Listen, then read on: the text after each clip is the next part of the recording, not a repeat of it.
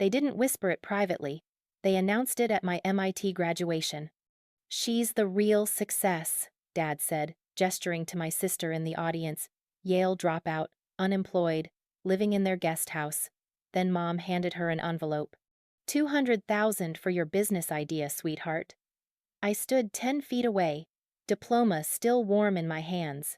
$94,000 in student loans Dad had refused to co-sign. 212 families heard everything. I watched MIT parents turn toward mine, confusion, then disgust spreading through folding chairs. Someone's father, a professor, recorded it. Posted to the MIT parents' Facebook group by midnight. 47,000 views before sunrise. Dad's entire venture capital firm saw him fund failure over achievement. Mom's country club. His business partners. The video included his exact words. "She's the real success." Everyone heard what he valued, and it wasn't me. The email arrived at 6:47 a.m. on a Tuesday in April, and I read it 17 times before my hands stopped shaking. "Congratulations, Sienna Torres. On behalf of the Massachusetts Institute of Technology." I sat on the edge of my childhood bed, the same one I'd studied on through 4 years of high school advanced placement courses, the same one where I'd fallen asleep over physics textbooks more nights than I could count. The acceptance letter glowed on my phone screen. MIT. Full merit scholarship. $68,000 in financial aid. 4 years of work had just paid off. I wanted to scream. I wanted to run downstairs and show my parents the email, watch their faces light up the way they did in the stories they used to tell. The stories where they promised they'd be there when I succeeded. Where they said my dreams mattered. I grabbed my phone. Called Dad first. He picked up on the 4th ring. "Sienna? It's not even 7. What's wrong?" "Nothing's wrong." I couldn't stop smiling. "Dad, I got in. MIT. Full scholarship." Silence.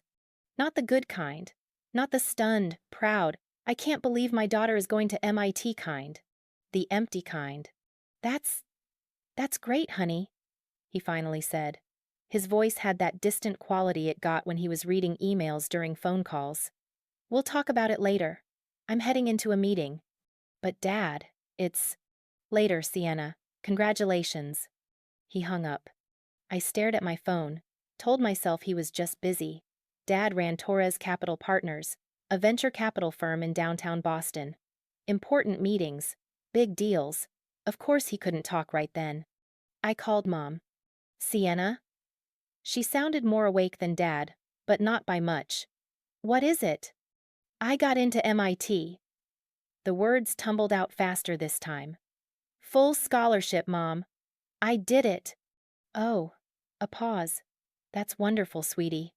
Wonderful. Not incredible. Not, "I'm so proud of you." Just wonderful. Like I'd told her I'd made the honor roll again, or won another science fair. Like this was expected. Like MIT was just another checkbox on a list. "Mom, it's MIT. Do you know how hard—" "I know, Sienna. I do. It's amazing." Her voice brightened, but in the wrong direction. "Away from me. Actually, you caught me at a good time. I need to tell you something exciting. Rachel just pitched her new business idea to us last night, and your father and I think it's really going to work this time. She's talking about a lifestyle coaching app, something with wellness and..." "Mom." My throat felt tight. "Can we talk about MIT first?" Of course. We're very proud." "Listen, I have to run. I'm meeting Rachel for brunch to discuss the business plan. We'll celebrate your news this weekend, okay? Love you." She hung up before I could respond. I sat there holding my phone, staring at the MIT email, feeling the excitement drain out of me like air from a punctured tire. This wasn't how it was supposed to go. I thought about the promise they'd made when I was 10 years old. We'd been at Rachel's high school graduation. She was 8 years older than me, already the golden child by then. I remembered sitting in the bleachers, watching her walk across the stage in her blue gown, listening to the applause. Mom had cried. Dad had stood up to cheer.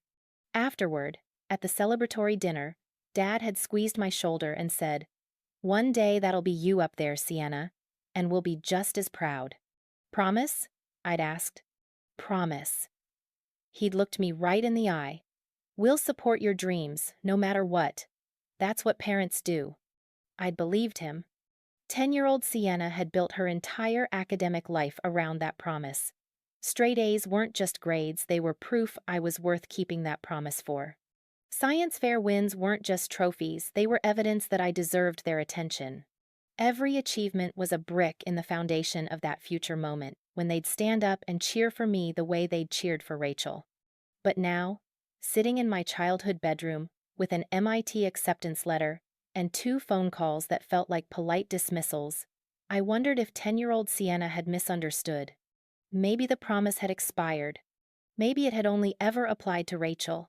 The full picture of what MIT meant financially didn't hit me until later that week, when I sat down with my laptop and actually read through the financial aid package. Merit scholarship, $48,000 per year. Need-based grant, $20,000 per year.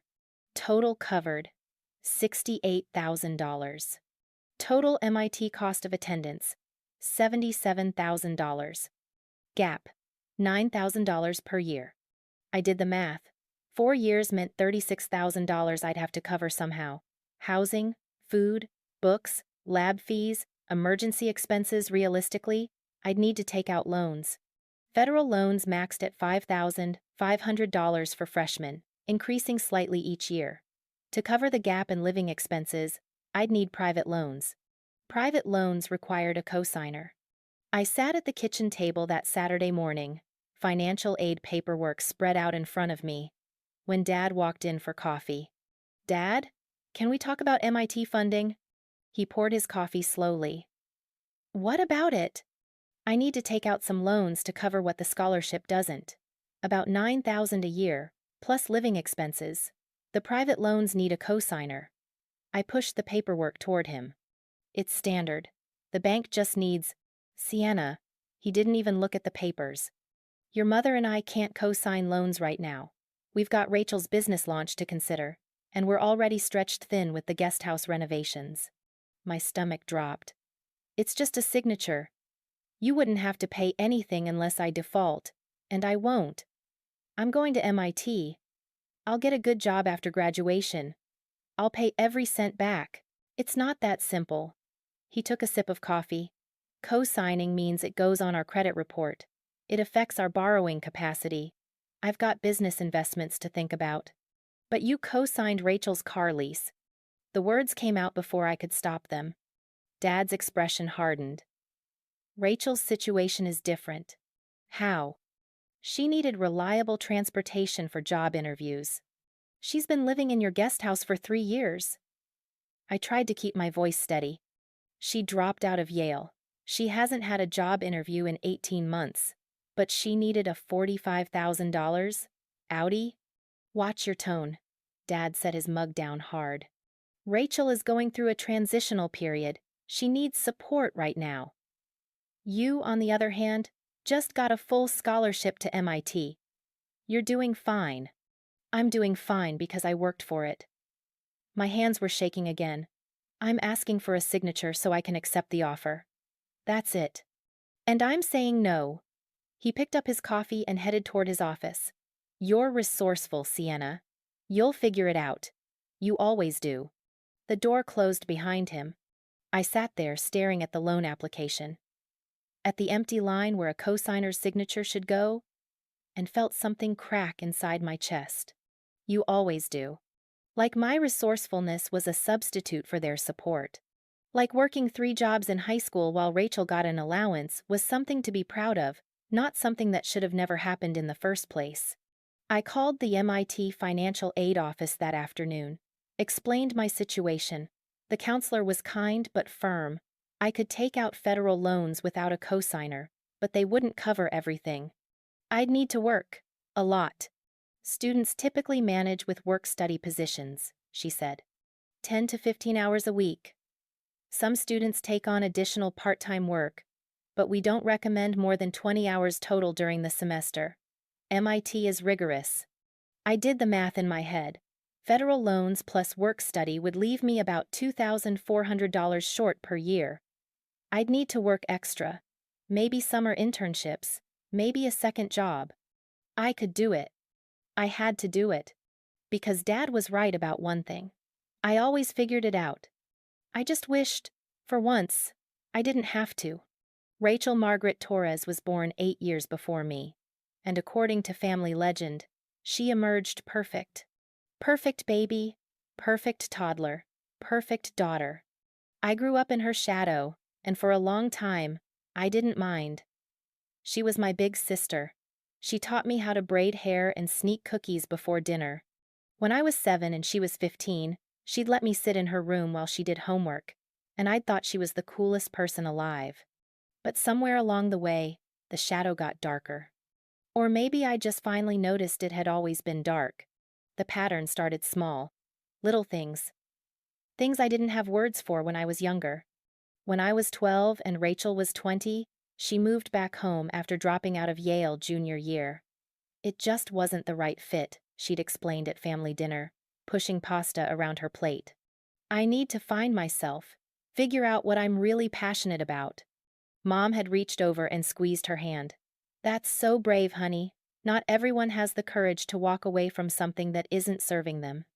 Dad had nodded. Take all the time you need. We're here for you.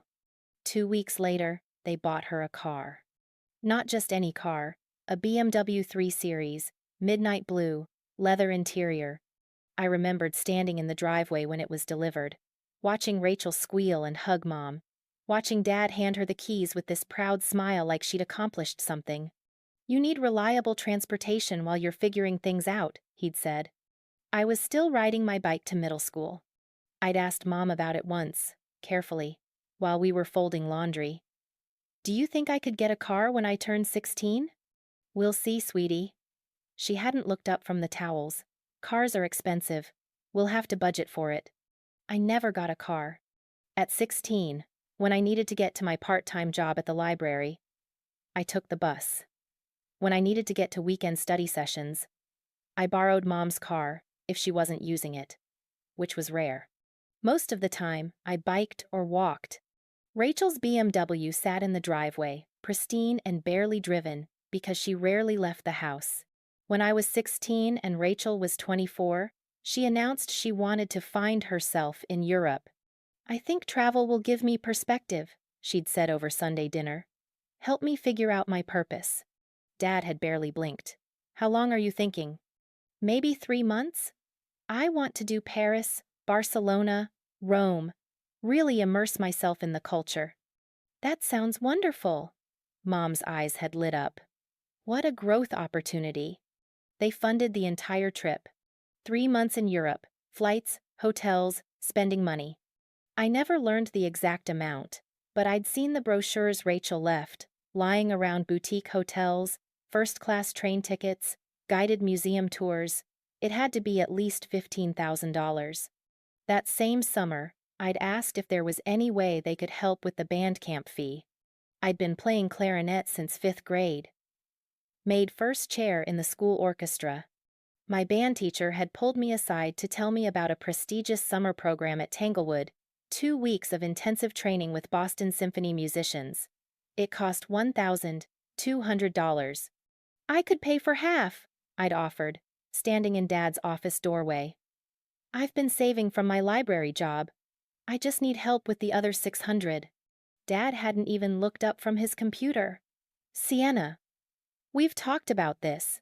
Extracurriculars are your responsibility. If you want to do band camp, you'll need to fund it yourself. But Rachel's trip is different. She's at a crucial point in her development. She needs this.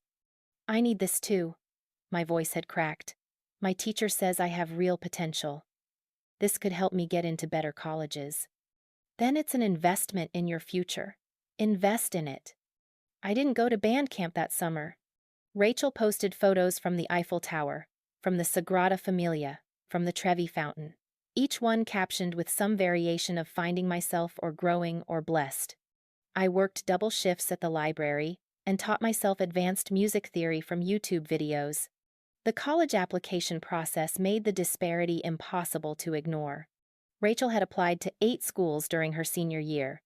I knew because Mom had kept a spreadsheet on the refrigerator, tracking deadlines and fees. Application fees averaged $75 each. SAT prep course, $800. College counselor, $2,000. Campus visits, flights and hotels to Yale, Princeton, Stanford, and Columbia. Total investment in Rachel's college process, roughly $7,000. When it was my turn, I got a different speech. Application fees add up, Mom had said when I'd asked about applying to more than 4 schools. You need to be strategic. Pick your top choices. I'd paid for my own SAT prep, a $30 used book from Amazon. I'd taken the SAT once because the registration fee was $60, and I couldn't afford a retake. I'd applied to 5 schools, paying the fees with money from my library job. MIT, Harvard, Boston University, Northeastern, and UMass Amherst as my safety. No campus visits except for the ones I could reach by public transportation. No college counselor, no spreadsheet on the refrigerator. When my acceptance letters started arriving, Mom would say, "That's wonderful, honey," and go back to scrolling on her phone. When I got into MIT with a full scholarship, Dad took 47 seconds to congratulate me before changing the subject to Rachel's new business idea. The pattern was so established by then that I wasn't even surprised. Just tired. College was supposed to be my escape. Instead, it became 4 years of watching the pattern continue from a distance. I moved into my MIT dorm with 2 suitcases and a backpack. Mom and Dad drove me, helped me carry my stuff upstairs, took 1 photo in front of the building, and left within an hour because they had dinner reservations. I later found out the dinner was with Rachel to celebrate her moving into the guest house. They'd renovated it for her.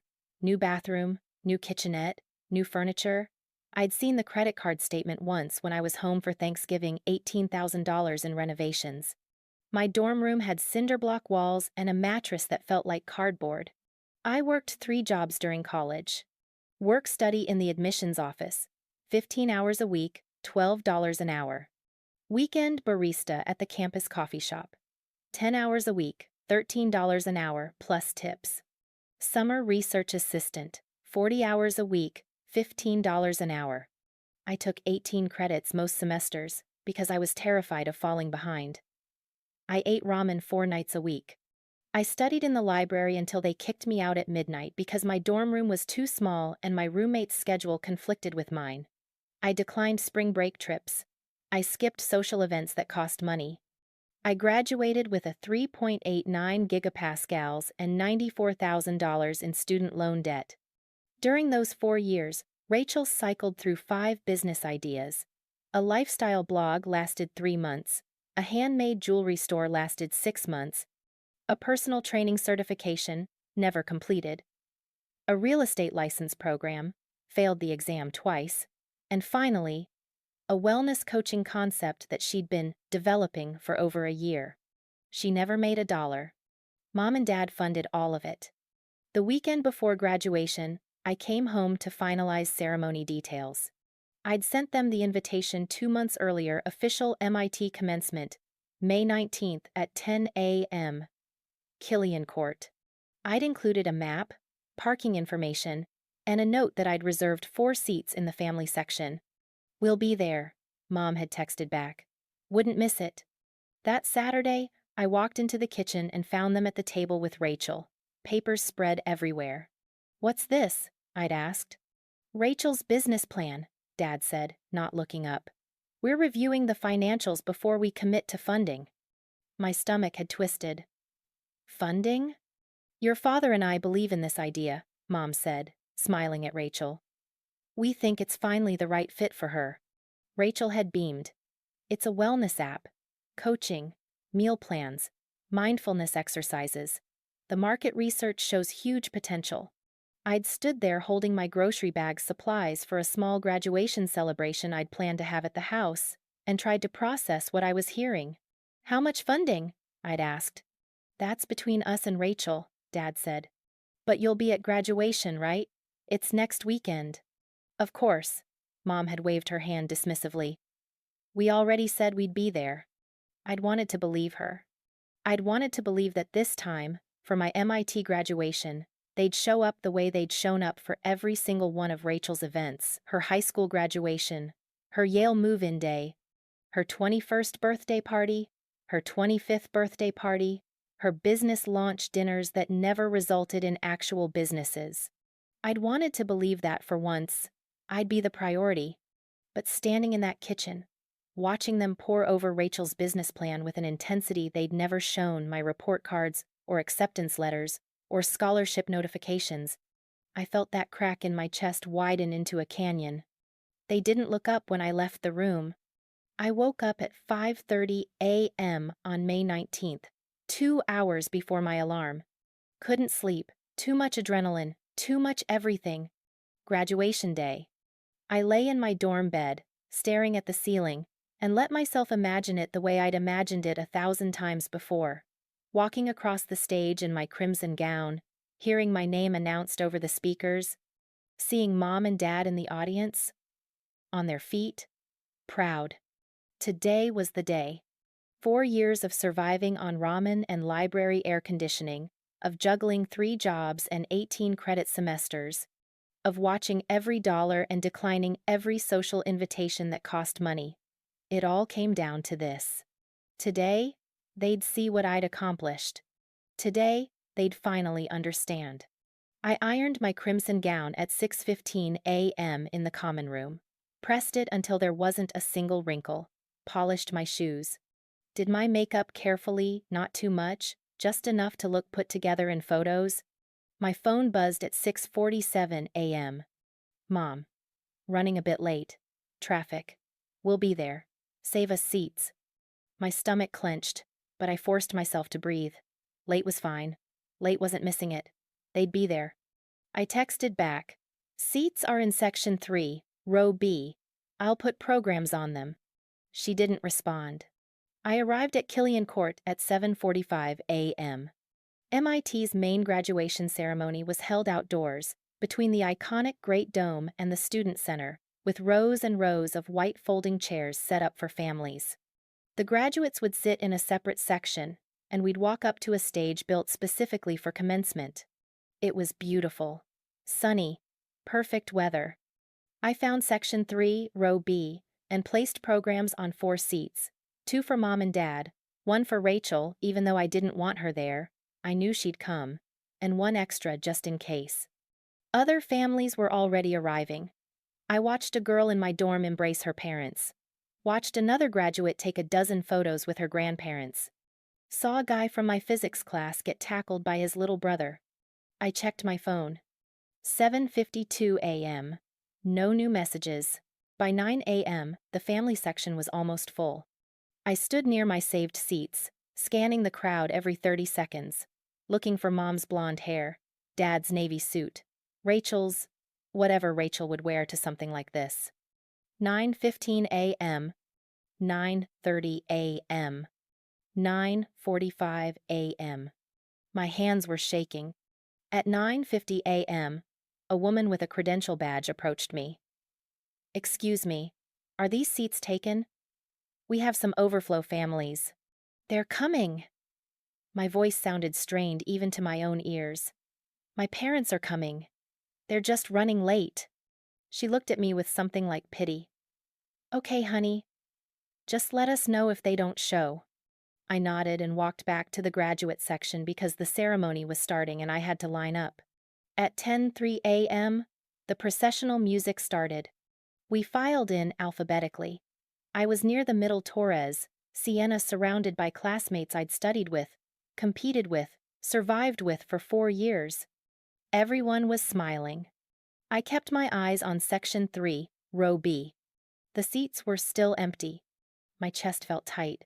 My vision was blurring at the edges. I told myself, they'd just missed the processional. They'd show up once we were seated. Traffic from Boston could be unpredictable. Maybe they'd gotten lost finding parking. Maybe? We sat down. I turned around in my chair, a clear violation of ceremony protocol, and stared at those 4 empty seats with programs still resting on them. Other families had filled in around them. A couple with 2 kids, an elderly man with a camera, a woman in a bright red dress. But my seats were empty. At 10:17 a.m., I saw them. They walked in during the opening remarks, late enough that people turned to look. Mom in a cream-colored dress, Dad in his navy suit. And between them, Rachel, wearing a tight black cocktail dress completely inappropriate for a 10 a.m. outdoor graduation. Relief flooded through me so fast I almost cried. They came. They'd come. I twisted around further in my seat, waving, trying to catch their attention so I could point them towards Section 3, Row B. But they didn't look at me. They walked right past the family section and stood in the back, near the guest overflow area. Rachel's heels sank into the grass. Mom whispered something to Dad. He pulled out his phone. I turned back around. Told myself it was fine. They were here. That's what mattered. The ceremony proceeded exactly as planned. Opening remarks. Welcome speech. Faculty awards. Student performances. At 11:08 a.m., they started calling names. Alphabetical by school and department. Engineering graduates first, then science, then management. I was in the School of Science, so I had to wait.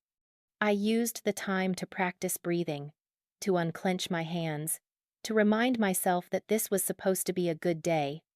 At 11:34 a.m., they called my name. Sienna Marie Torres, Bachelor of Science in Biology, summa cum laude.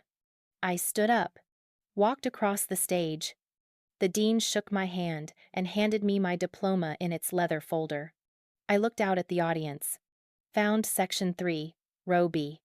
Still empty, programs still sitting on the chairs. I scanned the back of the crowd. Found Mom and Dad and Rachel standing in the grass, but they weren't looking at the stage. Dad was on his phone. Mom was adjusting Rachel's hair. Rachel was taking a selfie. None of them were watching.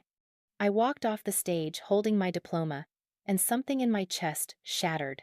After the ceremony ended, there was a reception on the lawn, graduates and families mingling, photos, congratulations, tears and laughter and hugs. I stood alone near a tent, holding my diploma, watching other families celebrate. Then I saw them approaching. Mom saw me first. "Sienna, there you are! Oh, honey, congratulations!" She pulled me into a quick hug that smelled like her expensive perfume. Dad hugged me next, one-armed, distracted. "Proud of you, kiddo." Rachel didn't hug me. She was still on her phone. "Did you get pictures?" I asked. My voice sounded hollow. "Of what?" Mom asked. "Of me. Walking across the stage. Getting my diploma." "Oh." Mom waved her hand. "We were so far back, sweetie. The angle wasn't good." "But we saw you." "That's what matters." I stared at her. Around us, families were taking dozens of photos, posing with graduates, holding diplomas, smiling at cameras. "Can we take some now?" I asked. "Of course." Mom pulled out her phone. "Rachel, get in the picture." We took 3 photos. In all of them, Rachel stood front and center. I stood to the side. Mom and Dad flanked Rachel. When I looked at them later, you could barely see my face.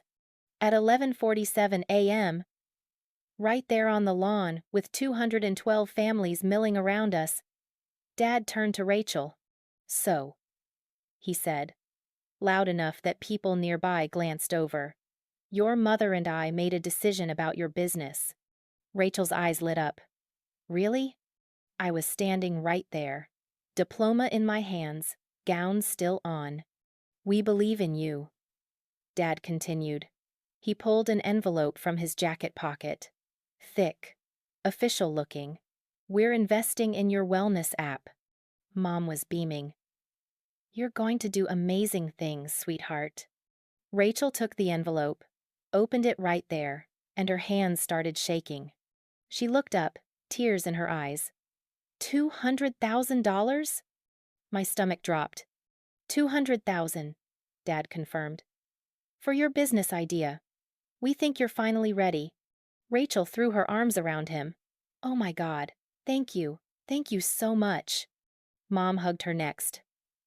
"We're so proud of you." I stood there, 3 feet away, invisible. And then Dad looked at Rachel, not at me.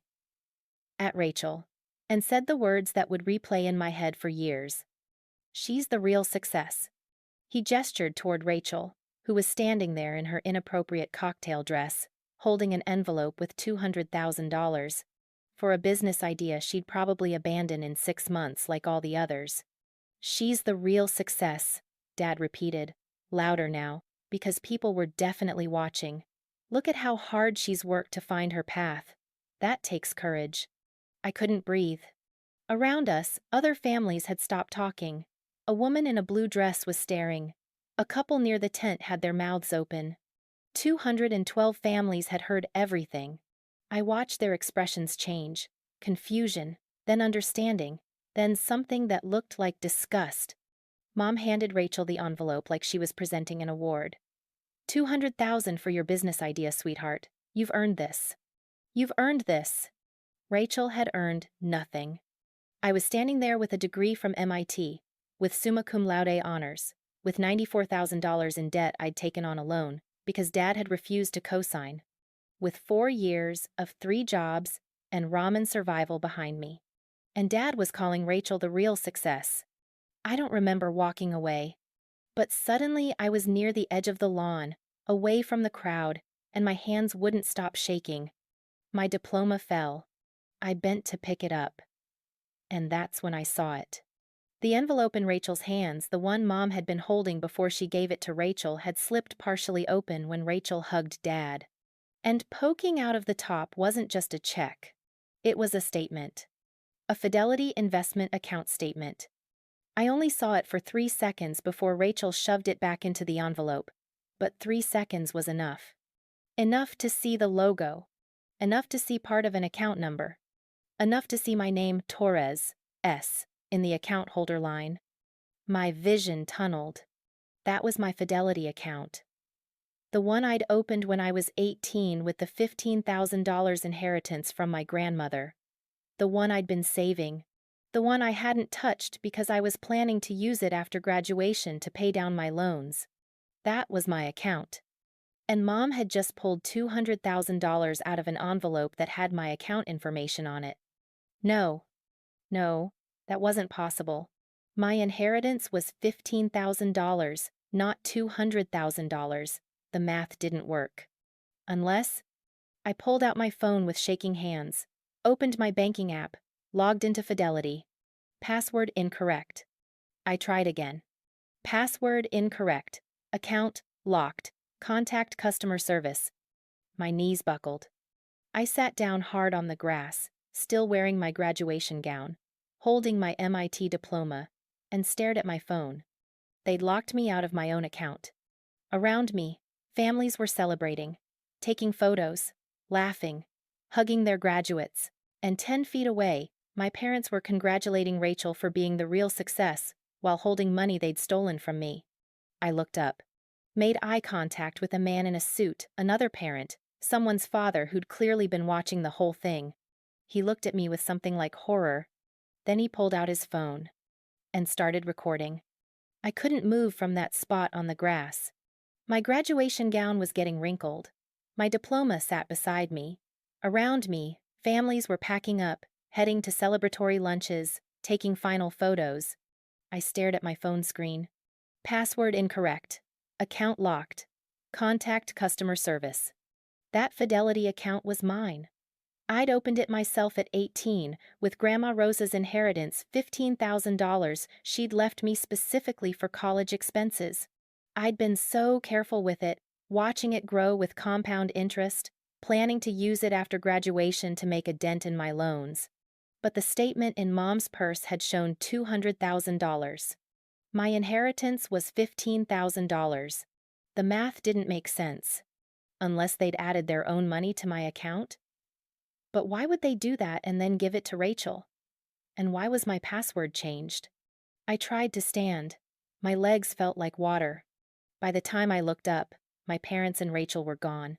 I scanned the thinning crowd. Didn't see them anywhere. They'd left. They'd come to my MIT graduation, arrived late, didn't watch me walk across the stage, announced my sister as the real success, gave her $200,000 from an account with my name on it, and left without saying goodbye. I pulled out my phone and called Mom. Voicemail. Called Dad. Voicemail. My hands were shaking so badly I could barely type out a text. Where did you go? We need to talk about that account. I hit send. Waited. 1 minute. 5 minutes. 15 minutes. No response. I drove back to my dorm in a daze. The ceremony had ended around noon. By the time I got back to my room, it was 1:30 p.m., and my roommate Jen was packing the last of her boxes. Hey, how was it? She turned around, smiling, then stopped. Whoa. You okay? I realized I was still wearing my graduation gown. I need to make a phone call, I said. She studied my face. Sienna, what happened? I'll tell you later. I need to call the bank. She nodded slowly, grabbed her keys, and said, I'll give you privacy. Text me if you need anything. The door closed behind her. I sat on my bed and pulled up Fidelity's customer service number. The automated system tried to redirect me 4 times before I finally got a human. Fidelity Investments, this is Marcus. How can I help you today? I'm locked out of my account. My voice came out steadier than I expected. It's saying my password is incorrect, but I know it's right. The account number is... I rattled off the number I'd memorized years ago. Keyboard clicking. Okay, I'm pulling that up now. Can you verify your social security number? I gave it to him. More clicking. Then silence. Miss Torres? Yes? I'm seeing some unusual activity on this account. I'm going to transfer you to our fraud department. Please hold. My stomach dropped. Muzak played for 47 seconds. Then a woman's voice. This is Denise Kaplan. Fraud prevention. Am I speaking with Sienna Torres? Yes. Miss Torres, I need to verify your identity. Can you tell me the original funding amount for this account and the date it was opened? $15,000. September 14th, 6 years ago. It was an inheritance from my grandmother. And have you authorized any additional account holders? No, it's just me. Silence. Miss Torres, I'm showing that a joint account holder was added to this account 18 months ago. Linda Torres. The room tilted. I didn't authorize that. The paperwork shows your signature. I didn't sign anything. More keyboard clicking. I'm going to need you to come into a branch office with photo identification. We need to verify this in person. There have been significant withdrawals over the past 18 months, and if you're saying you didn't authorize the joint account holder, how much? I interrupted. How much was withdrawn? She hesitated. I can't discuss specific amounts over the phone without additional verification. But Miss Torres, I strongly recommend you come in first thing Monday morning. Do you have a branch near you? There's one in Central Square, Cambridge.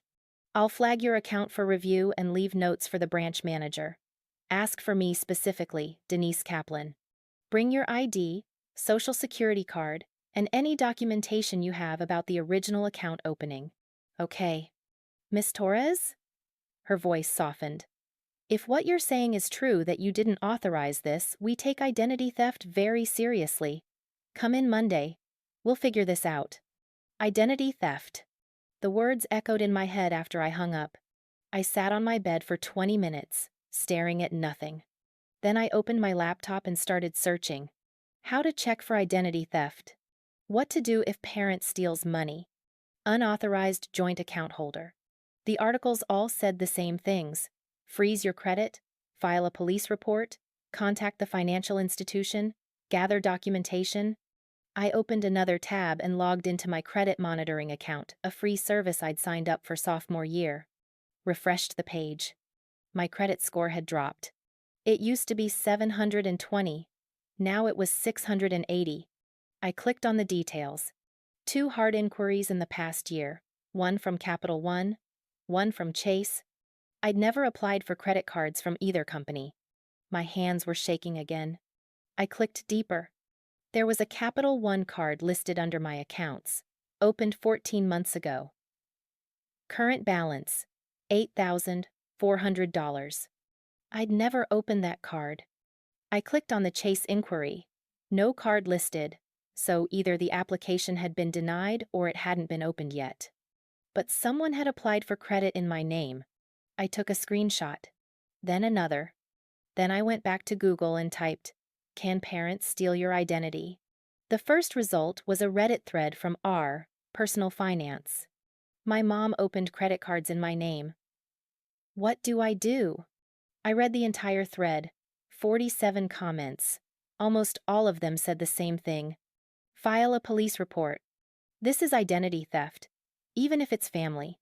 You'll need documentation if you want the debt removed. Don't confront them first. Gather evidence. At 4:17 p.m., my phone buzzed. Mom. Sorry we had to leave quickly. Rachel wanted to celebrate. We'll talk soon. Proud of you. I stared at the text. No acknowledgement of my message about the account. No explanation.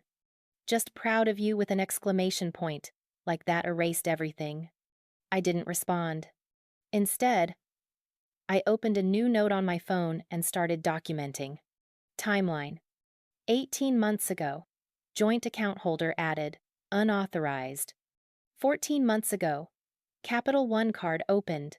Unauthorized. Today. $200,000 given to Rachel from account with my name on it. Today. Fidelity account locked. Password changed. Evidence needed. Fidelity statements. All withdrawals. Credit card statements. Capital One. Original account opening documents. Grandma's will proves inheritance was mine. Next steps. Fidelity branch Monday, 9 a.m. Freeze credit. Call Capital One. Find original account documents. I stared at the list. This wasn't a misunderstanding. This was systematic. 18 months meant this had been happening since the middle of my junior year, while I was working 3 jobs, while I was taking 18 credits, while I was surviving on ramen. They'd been stealing from me. I didn't sleep that night. At 2:34 a.m., I was still sitting at my desk, laptop open, trying to find my original Fidelity account documents in my email. I found the welcome email from 6 years ago, scanned the PDF attached. Account opened with $15,000. Single account holder, Sienna Torres. No mention of joint holders. I saved the PDF to 3 different folders. At 3:12 a.m., I called the credit bureaus and froze my credit with all 3 agencies. At 4:06 a.m., I finally tried to sleep but kept seeing Dad's face when he said, "She's the real success." At 6 a.m., I gave up and started getting ready to go to the Fidelity branch. I couldn't wait until Monday. The Fidelity branch in Central Square didn't open until 9 a.m. on Saturdays, but I was standing outside the doors at 8:47 a.m. I'd brought everything. Driver's license, social security card, passport, original account opening documents printed from my email, a copy of Grandma Rosa's will that I'd found in my files, and a notebook where I'd written down every detail I could remember from yesterday. At 8:59 a.m., an employee unlocked the doors. "We open in 1 minute," she said, not unkindly. "I know. I'll wait." At 9 a.m. exactly, I walked in. The branch manager was a woman in her 50s named Denise Kaplan, the same person I'd spoken to yesterday on the phone. She recognized my name immediately. "Miss Torres, come with me." She led me to a private office, closed the door, and gestured for me to sit. "Thank you for coming in so quickly." She sat across from me, pulled up something on her computer, and turned the screen slightly so I could see it. "I've been reviewing your account overnight. Before we go further, I need to verify your identity one more time. Driver's license, please." I handed it to her. She compared the photo to my face, checked the details on her screen, and nodded. "Okay, let me walk you through what I'm seeing, and you tell me if any of this is incorrect." My heart was pounding. She clicked something, and a PDF appeared on the screen. This is your account summary. Account number 478,392T. Opened September 14th, 6 years ago, with an initial deposit of $15,000. Correct so far? Correct. You were the sole account holder until March 3rd, 18 months ago, when a joint account holder was added, Linda Marie Torres. Do you know who that is? That's my mother. And did you authorize her to be added as a joint account holder? No. Denise's expression didn't change, but something in her posture shifted. Do you have any documentation that proves you didn't authorize this? I pulled out the original account opening documents. This is the PDF from when I first opened the account. No joint holders listed. I never signed anything to add her. She took the papers, reviewed them, and made notes. Miss Torres, I'm going to show you something and I need you to look at it carefully. She clicked to another document. It was a joint account holder authorization form, dated March 3rd, 18 months ago. And at the bottom, in the signature field, was my name. My signature. Except it wasn't. I leaned closer. The loops were wrong. The slant was off. The way the S connected to the I in Sienna, I'd been writing my name the same way since 4th grade, and this wasn't it. That's not my signature. Denise nodded slowly. Are you sure? Positive. I pulled out my driver's license and my passport. Look, compare them. She did. The differences were subtle but clear. Whoever had forged my signature had done a decent job, good enough to pass a casual glance, but not good enough to fool someone who actually looked. Denise photographed my real signatures with her phone, then photographed the forged one on the form. This is identity theft, she said quietly.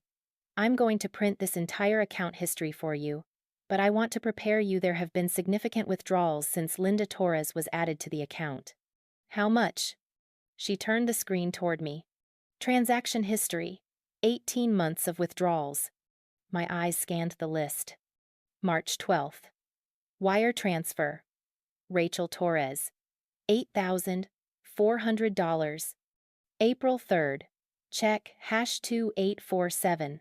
R. Torres, $6,200. May 18th. ACH transfer. Torres R. $7,100. June 22nd. Wire transfer. Rachel Torres, $12,700. I stopped reading line by line and scrolled to the bottom. Current balance. $1,847. Total withdrawals, 18 months, $189,153. The number didn't make sense. Wait. I looked up at Denise. My original deposit was $15,000. How could they withdraw almost $200,000? Your account had investment growth, she explained. Over 6 years, with compound interest and market gains, your $15,000 grew to approximately $195,000. My grandmother's inheritance. 6 years of growth. Almost $200,000 that I'd been carefully preserving for after graduation. And they'd taken all of it. Left me with $1,847. My vision blurred. Denise handed me a tissue. Take your time. I couldn't breathe. 18 months. While I was working 3 jobs, while I was eating ramen 4 nights a week, while I was declining spring break trips and skipping social events because I couldn't afford them. My mother had been draining my inheritance, every penny of it, and giving it to Rachel. What do I do? My voice came out hoarse. Denise was already typing. First, I'm flagging this account for fraud investigation. No more withdrawals can be made. I'm freezing it immediately. Second, I'm printing you a complete transaction history. All 37 pages. You'll need this for the police report. Police report? If you want to press charges, yes. This is felony identity theft, forgery, and larceny. The amount exceeds $250, which makes it a felony in Massachusetts. She's my mother. I understand. Denise's voice was gentle but firm. But legally, this is a crime. If you want your money back, If you want this removed from your financial record, you'll need to file a police report. The police will investigate, and if there's sufficient evidence, which there clearly is, charges can be filed. I thought about Dad yesterday. She's the real success. I thought about Rachel's smirk when she opened that envelope. I thought about 4 years of surviving on nothing while they funded Rachel's endless business ideas. How do I file a police report? Denise printed everything. 37 pages of transactions. Every withdrawal highlighted in yellow. Every wire transfer to Rachel Torres. Every check made out to R. Torres. She also printed the forged authorization form. And my original account opening documents. And a letter on Fidelity letterhead, stating that the bank had identified fraudulent activity on my account and was cooperating with any criminal investigation. She put it all in a folder and handed it to me. "One more thing," she said.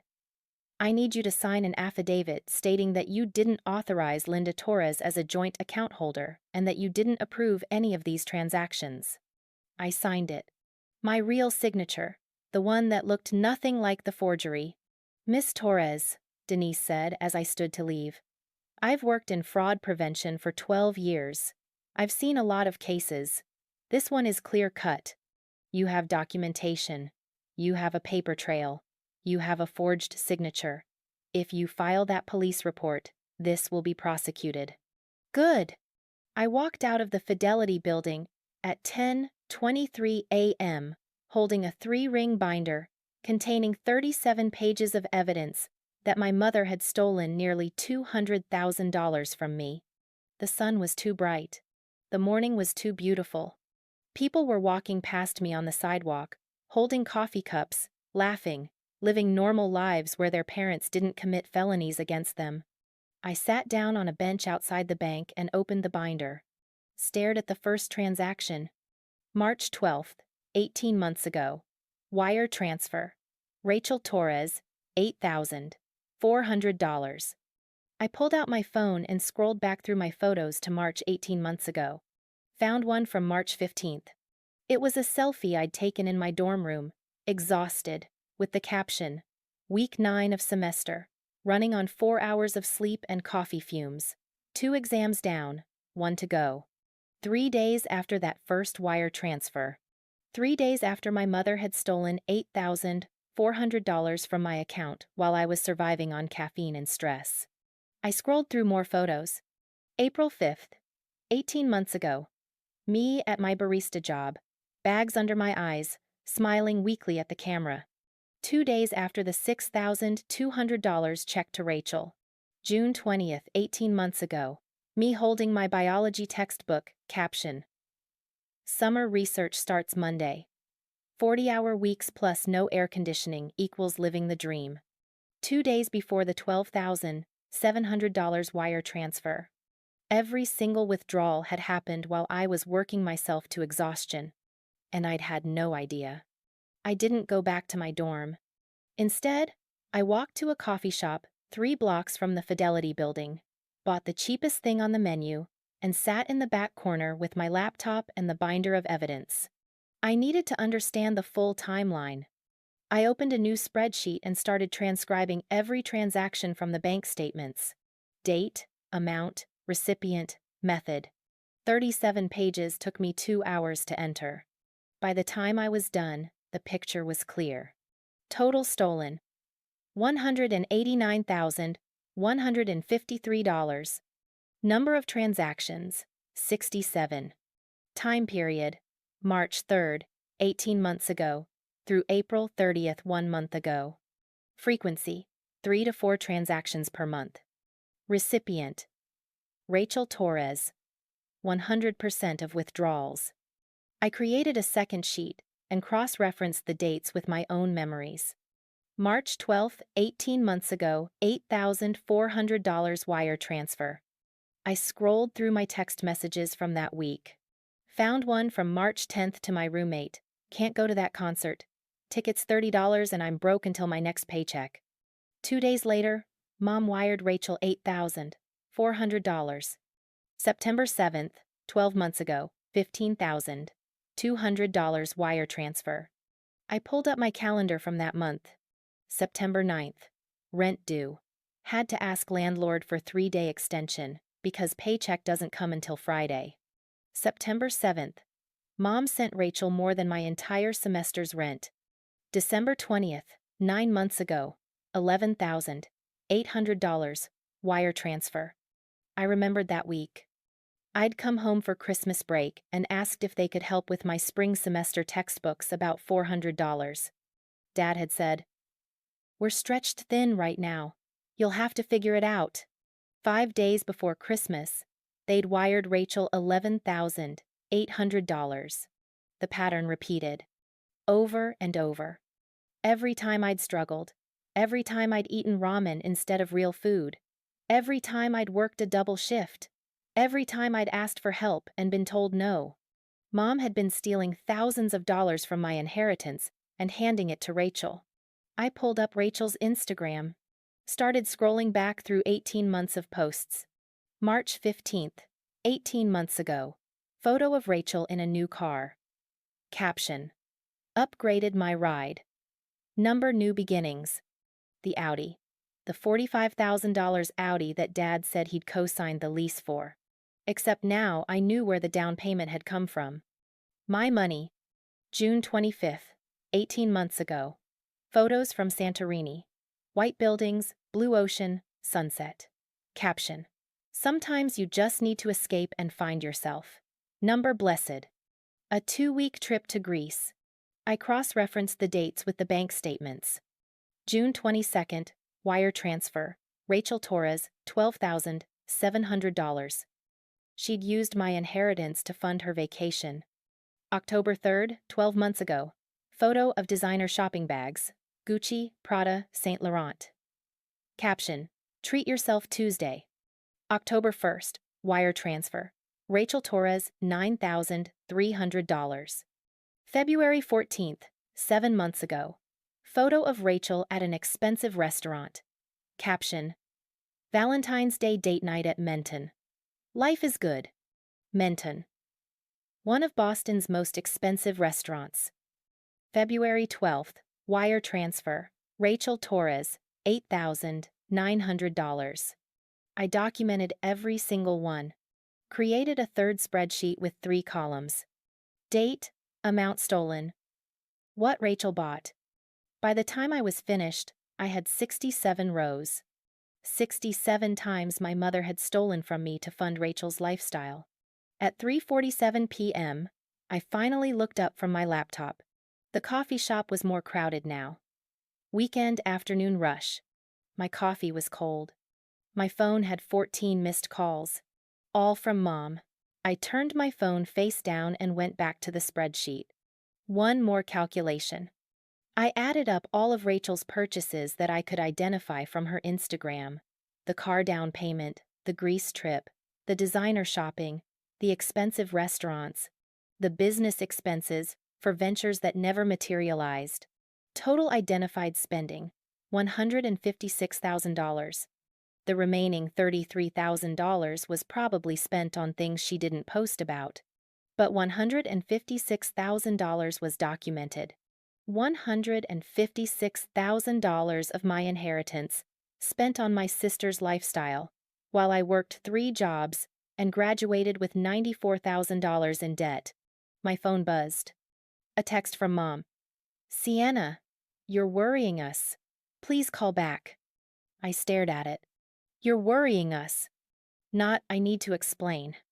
Not, "Let's talk about the account." "You're worrying us." Like I was the problem. Like I was being dramatic. I typed out a response. "I went to Fidelity this morning. I know everything. Deleted it." Typed another. "You stole $189,000 from me. Deleted it." Finally sent. "I need space. Don't contact me." Her response came in seconds. "Sienna Marie Torres. This is ridiculous. That money was for the family. You're being selfish." I stared at that text for a full minute. That money was for the family. My inheritance from Grandma Rosa. The $15,000 she'd left specifically to me, in her will, for my education. That had grown to $195,000 over 6 years. And Mom had decided it was for the family. Meaning, for Rachel. I took a screenshot of the text, added it to a folder I'd created on my laptop, evidence. Then I opened a new document and started writing down everything I remembered from the past 18 months that now made horrible sense. Thanksgiving, 15 months ago. I'd come home from MIT for the holiday. Asked Mom if she'd seen my fidelity statements. I'd been meaning to check my account but kept forgetting during midterms. "Oh, I think those are going to our address," she'd said. "I'll look for them." She never gave them to me.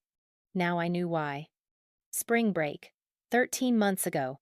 My roommate had invited me to her family's cabin in Vermont. I'd wanted to go, needed a break desperately, but couldn't afford the $60 for groceries for the week. I'd called Dad to ask if he could help. "You need to learn to budget, Sienna. We can't keep bailing you out." The bank statement showed a $10,400 wire transfer to Rachel the day before that call. Summer, 11 months ago. I'd been working as a research assistant. 40 hours a week, no air conditioning in the lab, $15 an hour. Rachel had posted photos from a weekend in Martha's Vineyard.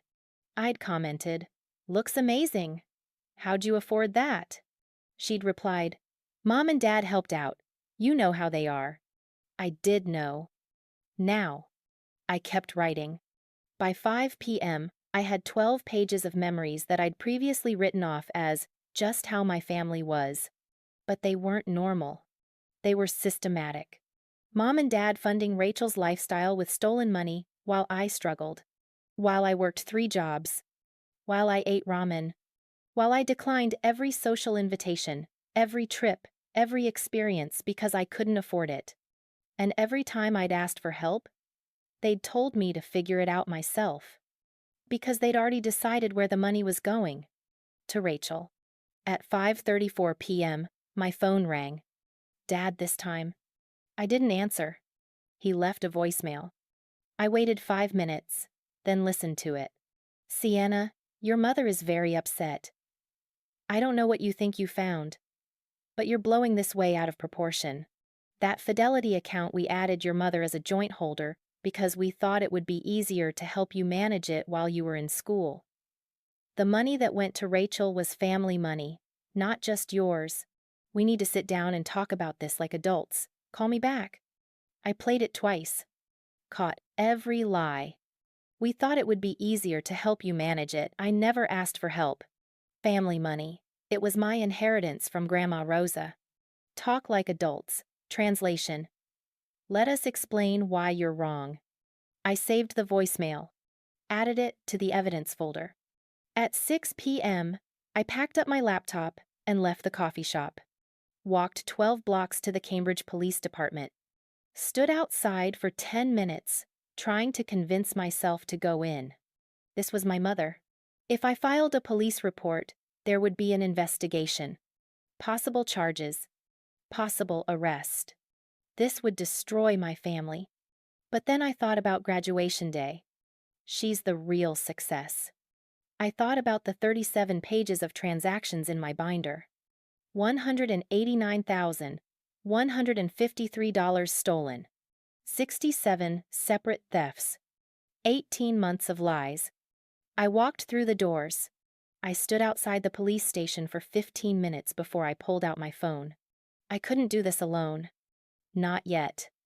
I needed to hear someone tell me I wasn't crazy. I scrolled through my contacts and stopped at a name I'd been avoiding calling because I didn't want to ruin her weekend. Priya Mehta.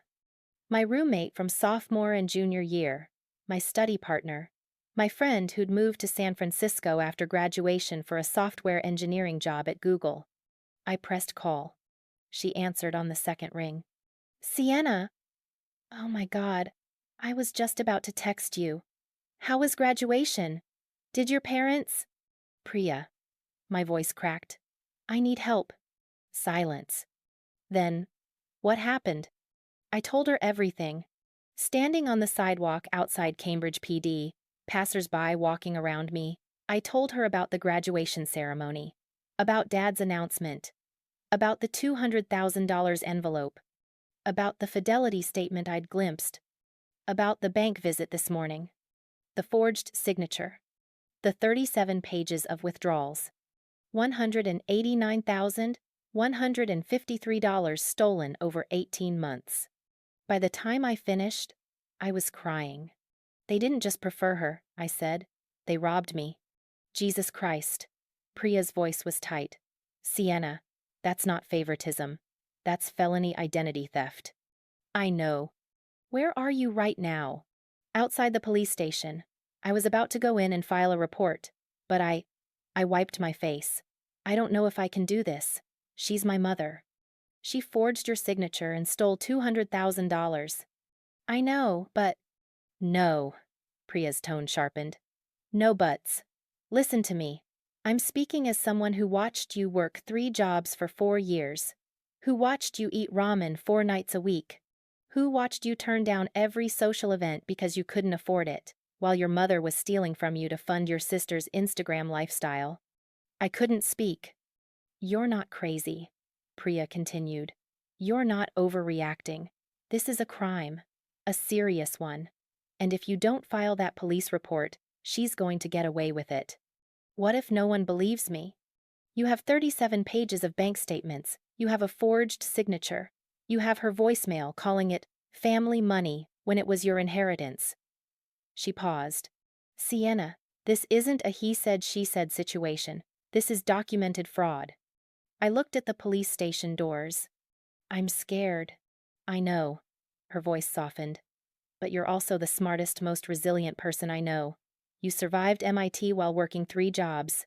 You can do this. I don't want to do it alone. You won't. I heard typing in the background. I'm looking at flights right now. There's a red-eye tonight that gets into Logan at 6 a.m. I'll be there by breakfast. Priya, you don't have to. Yes, I do. You're my best friend, and your family just committed a felony against you. I'm coming. Tears blurred my vision again. Thank you. Don't thank me yet. When I get there, we're going full scorched earth. I didn't file the police report that night. Priya was right. I needed backup. And I needed a clear head, which I definitely didn't have at 6 p.m. on graduation day while standing outside the station crying. Instead, I went back to my dorm. My roommate Jen was gone, moved out that afternoon, so I had the room to myself. I spread the fidelity documents across my desk and took photos of every page, uploaded them to 3 different cloud storage accounts, emailed copies to myself and to Priya. Evidence preservation. That's what the Reddit threads had called it. At 8:43 p.m., Dad called again. I didn't answer. He left another voicemail. Sienna, this has gone on long enough. Your mother is in tears. Rachel is upset. We're a family, and families work through misunderstandings. Come home tomorrow so we can discuss this rationally. Misunderstandings. $189,153 in theft was a misunderstanding. I saved the voicemail. At 11:30 p.m., Rachel texted me. EDK, what your problem is, but you are making Mom cry. Just drop it. It's not that serious. I stared at the text. Not that serious. My entire inheritance, gone. Rachel's Audi, her Greece vacation, her designer shopping sprees, all funded by money stolen from me. And it wasn't that serious. I took a screenshot, added it to the evidence folder, blocked her number. Priya texted me at midnight. Flight boards in 20. I'll Uber straight to you from Logan. Have coffee ready. Then, also, I called my friend Sarah. She's a lawyer, financial crimes. She said what you described is textbook identity theft and larceny. She can see you Tuesday if you want a consultation. How much does she charge? She owes me a favor. First consult is free. After that, we'll figure it out. I stared at my phone. For 4 years, I'd felt alone, unsupported. Like I was fighting uphill, while everyone else had a clear path. But Priya was booking red-eye flights, calling in favors, showing up. Thank you. I don't know how to repay you. You don't. That's what friends do. Now try to sleep. Tomorrow we go to war. I didn't sleep. At 2 a.m., I was still sitting at my desk, staring at the bank statements. At 4 a.m., I gave up and started making coffee. At 6:17 a.m., Priya texted, "Landed, Ubering now. ETA 35 minutes." At 6:52 a.m., there was a knock on my door. I opened it. Priya stood there with her carry-on suitcase, dark circles under her eyes, holding 2 breakfast sandwiches from Dunkin'. "Okay," she said, walking past me into the room. "Show me everything." Priya stayed with me all weekend. We went through every document, every transaction, every Instagram post of Rachel's that corresponded with a withdrawal. We built a timeline, created a presentation, organized everything into folders labeled by category: bank fraud, forgery, identity theft, evidence of spending. By Monday morning, we had a case file that looked like something from a legal thriller. "This is airtight," Priya said, flipping through the binder we'd assembled. "Your mom is screwed." "Good." She looked at me. "You sure you want to do this? Once we file that police report, there's no taking it back." I thought about graduation day, about 4 years of ramen and 3 jobs, about $189,153 stolen while I struggled. "I'm sure." "Then let's go to the lawyer first. Get professional advice before we talk to the cops." Sarah Brennan's office was in downtown Boston, on the 14th floor of a glass building overlooking the harbor. We arrived at 2 p.m. Tuesday afternoon, 3 days after graduation. The receptionist led us to a conference room where Sarah was waiting. Early 40s, sharp suit, kind eyes. "Priya." She stood and hugged her. "It's been too long. Thanks for seeing us on short notice." "Of course." Sarah turned to me. "You must be Sienna. I'm sorry about what you're going through." We sat down. Sarah opened a leather portfolio. "Priya gave me the basics over the phone, but I'd like to hear it from you. Start from the beginning." I told her everything. She didn't interrupt once, just took notes. When I finished, she sat back and studied me for a moment. "How are you holding up?" The question caught me off guard. "I'm angry." "Good. Anger is useful."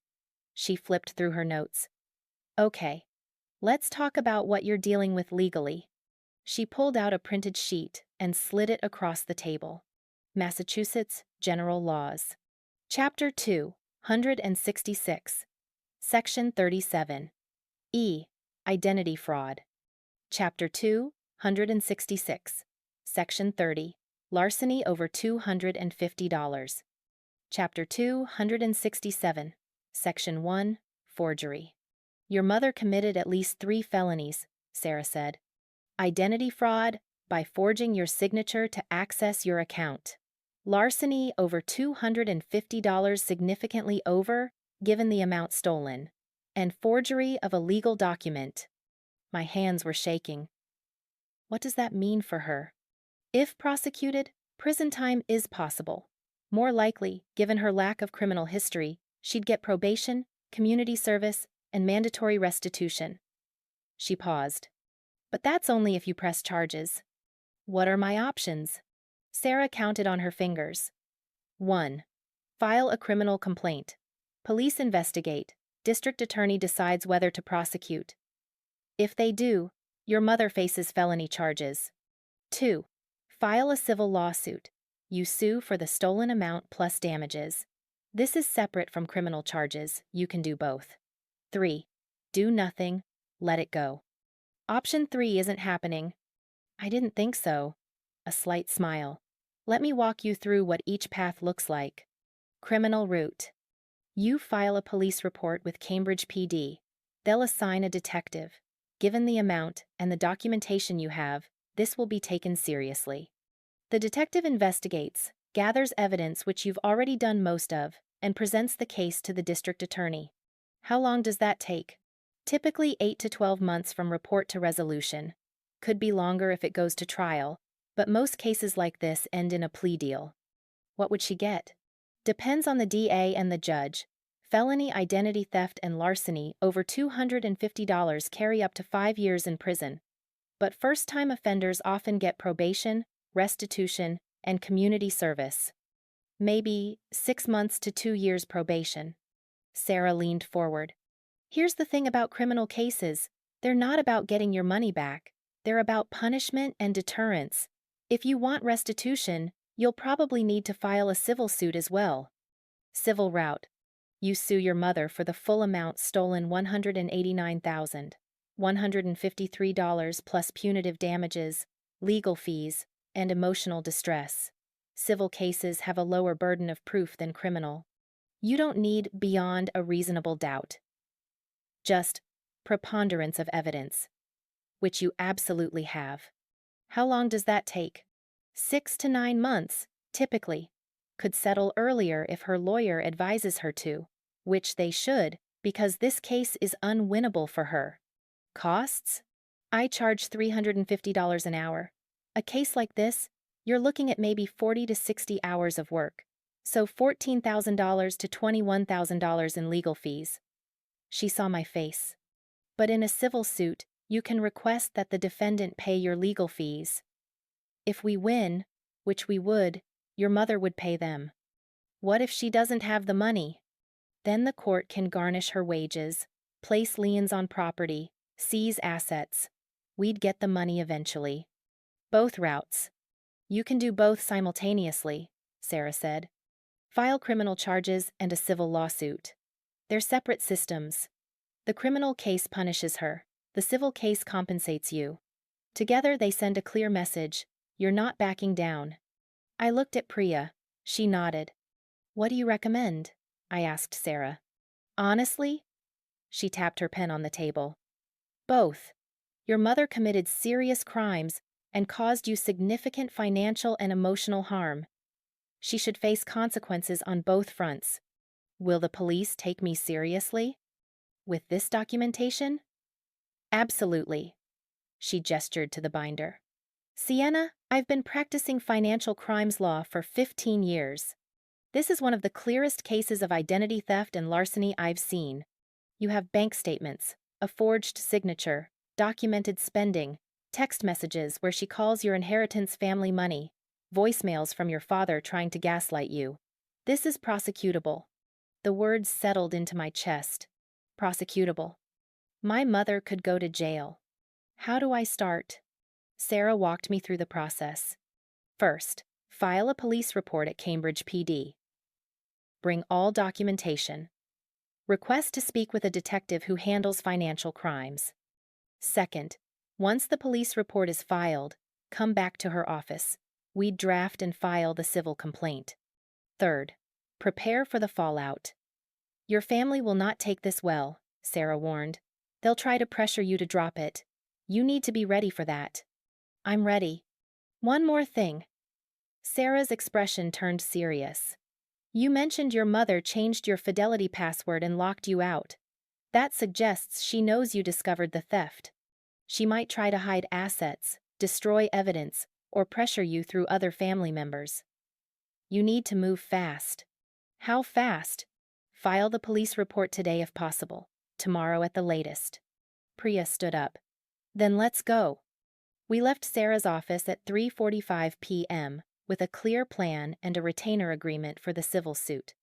I'd put down $5,000 money I'd made from my summer research position.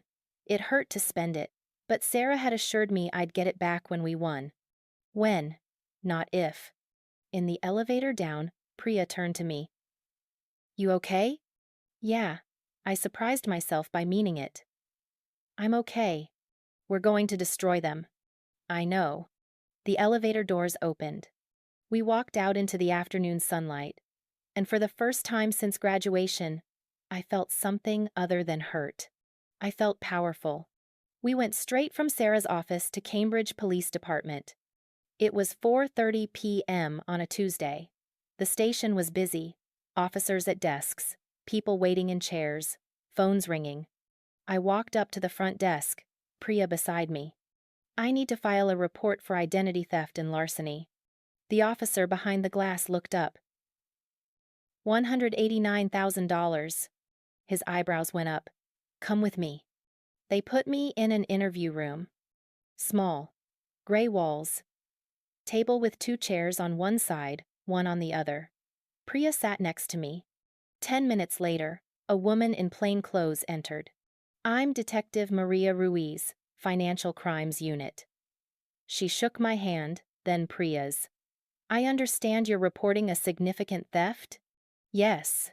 She sat down, opened a laptop, and pulled out a notepad. I did. She took notes the entire time, occasionally asked clarifying questions. And you have documentation? I handed her the binder. She flipped through it slowly. Stopped on the forged signature page. Compared it to my driver's license. This signature is clearly forged. I know. She kept reading. Reviewed the transaction list. Pulled out her phone and photographed several pages. Miss Torres, I'm going to be straight with you. This is one of the most well-documented identity theft cases I've seen come through here. Most people show up with suspicions. You showed up with evidence. So you believe me? Yes. She closed the binder, and I'm opening a case. Case number 2024CPD8847. I'll need you to fill out an official statement, and I'll need copies of all this documentation. I have copies. Good. I'll also need to contact Fidelity's fraud department and request their internal investigation records. That'll take a few days. In the meantime, have you had any contact with your mother since discovering the theft? She's called and texted. My father, too. Do you still have those messages? I pulled out my phone and showed her. Detective Ruiz read through them, her expression hardening. That money was for the family. You're blowing this out of proportion. These are textbook deflection tactics. She looked up. I'm going to recommend you cut off all contact with both parents until this investigation is complete. Can you do that? Yes. Do you have somewhere safe to stay? Sometimes family members escalate when they realize legal action is being taken.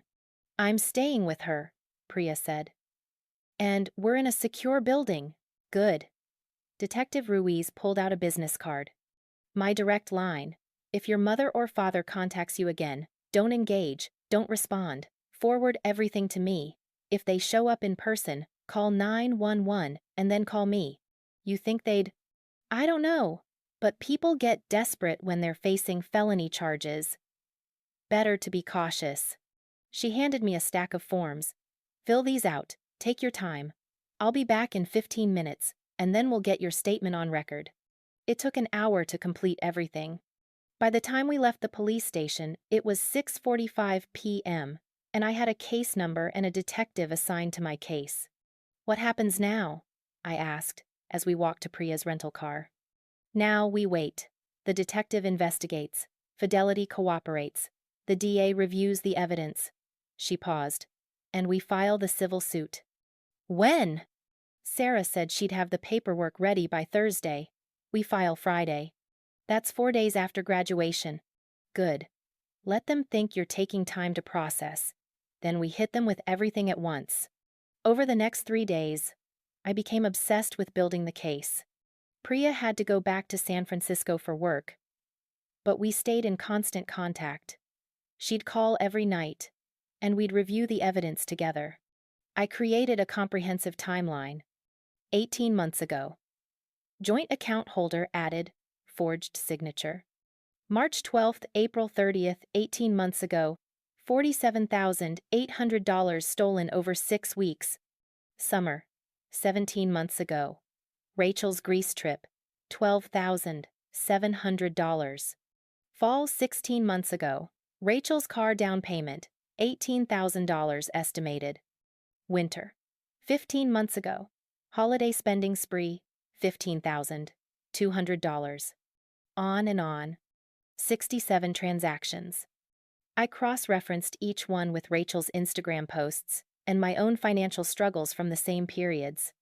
Created a presentation with side-by-side comparisons. Left side. Bank statement showing $9,300 wire transfer to Rachel. Right side.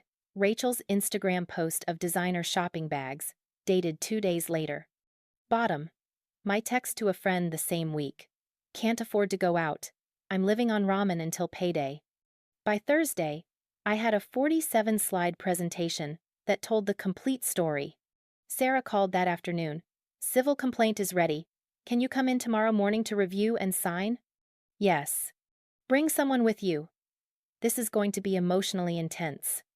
Friday morning, I took the tea to Sarah's office. She had the complaint printed and bound. Torres v. Torres, civil action for larceny, fraud, and emotional distress.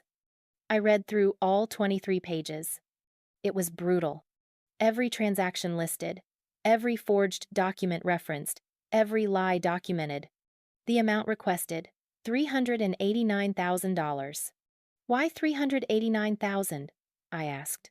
They stole 189. 189,000.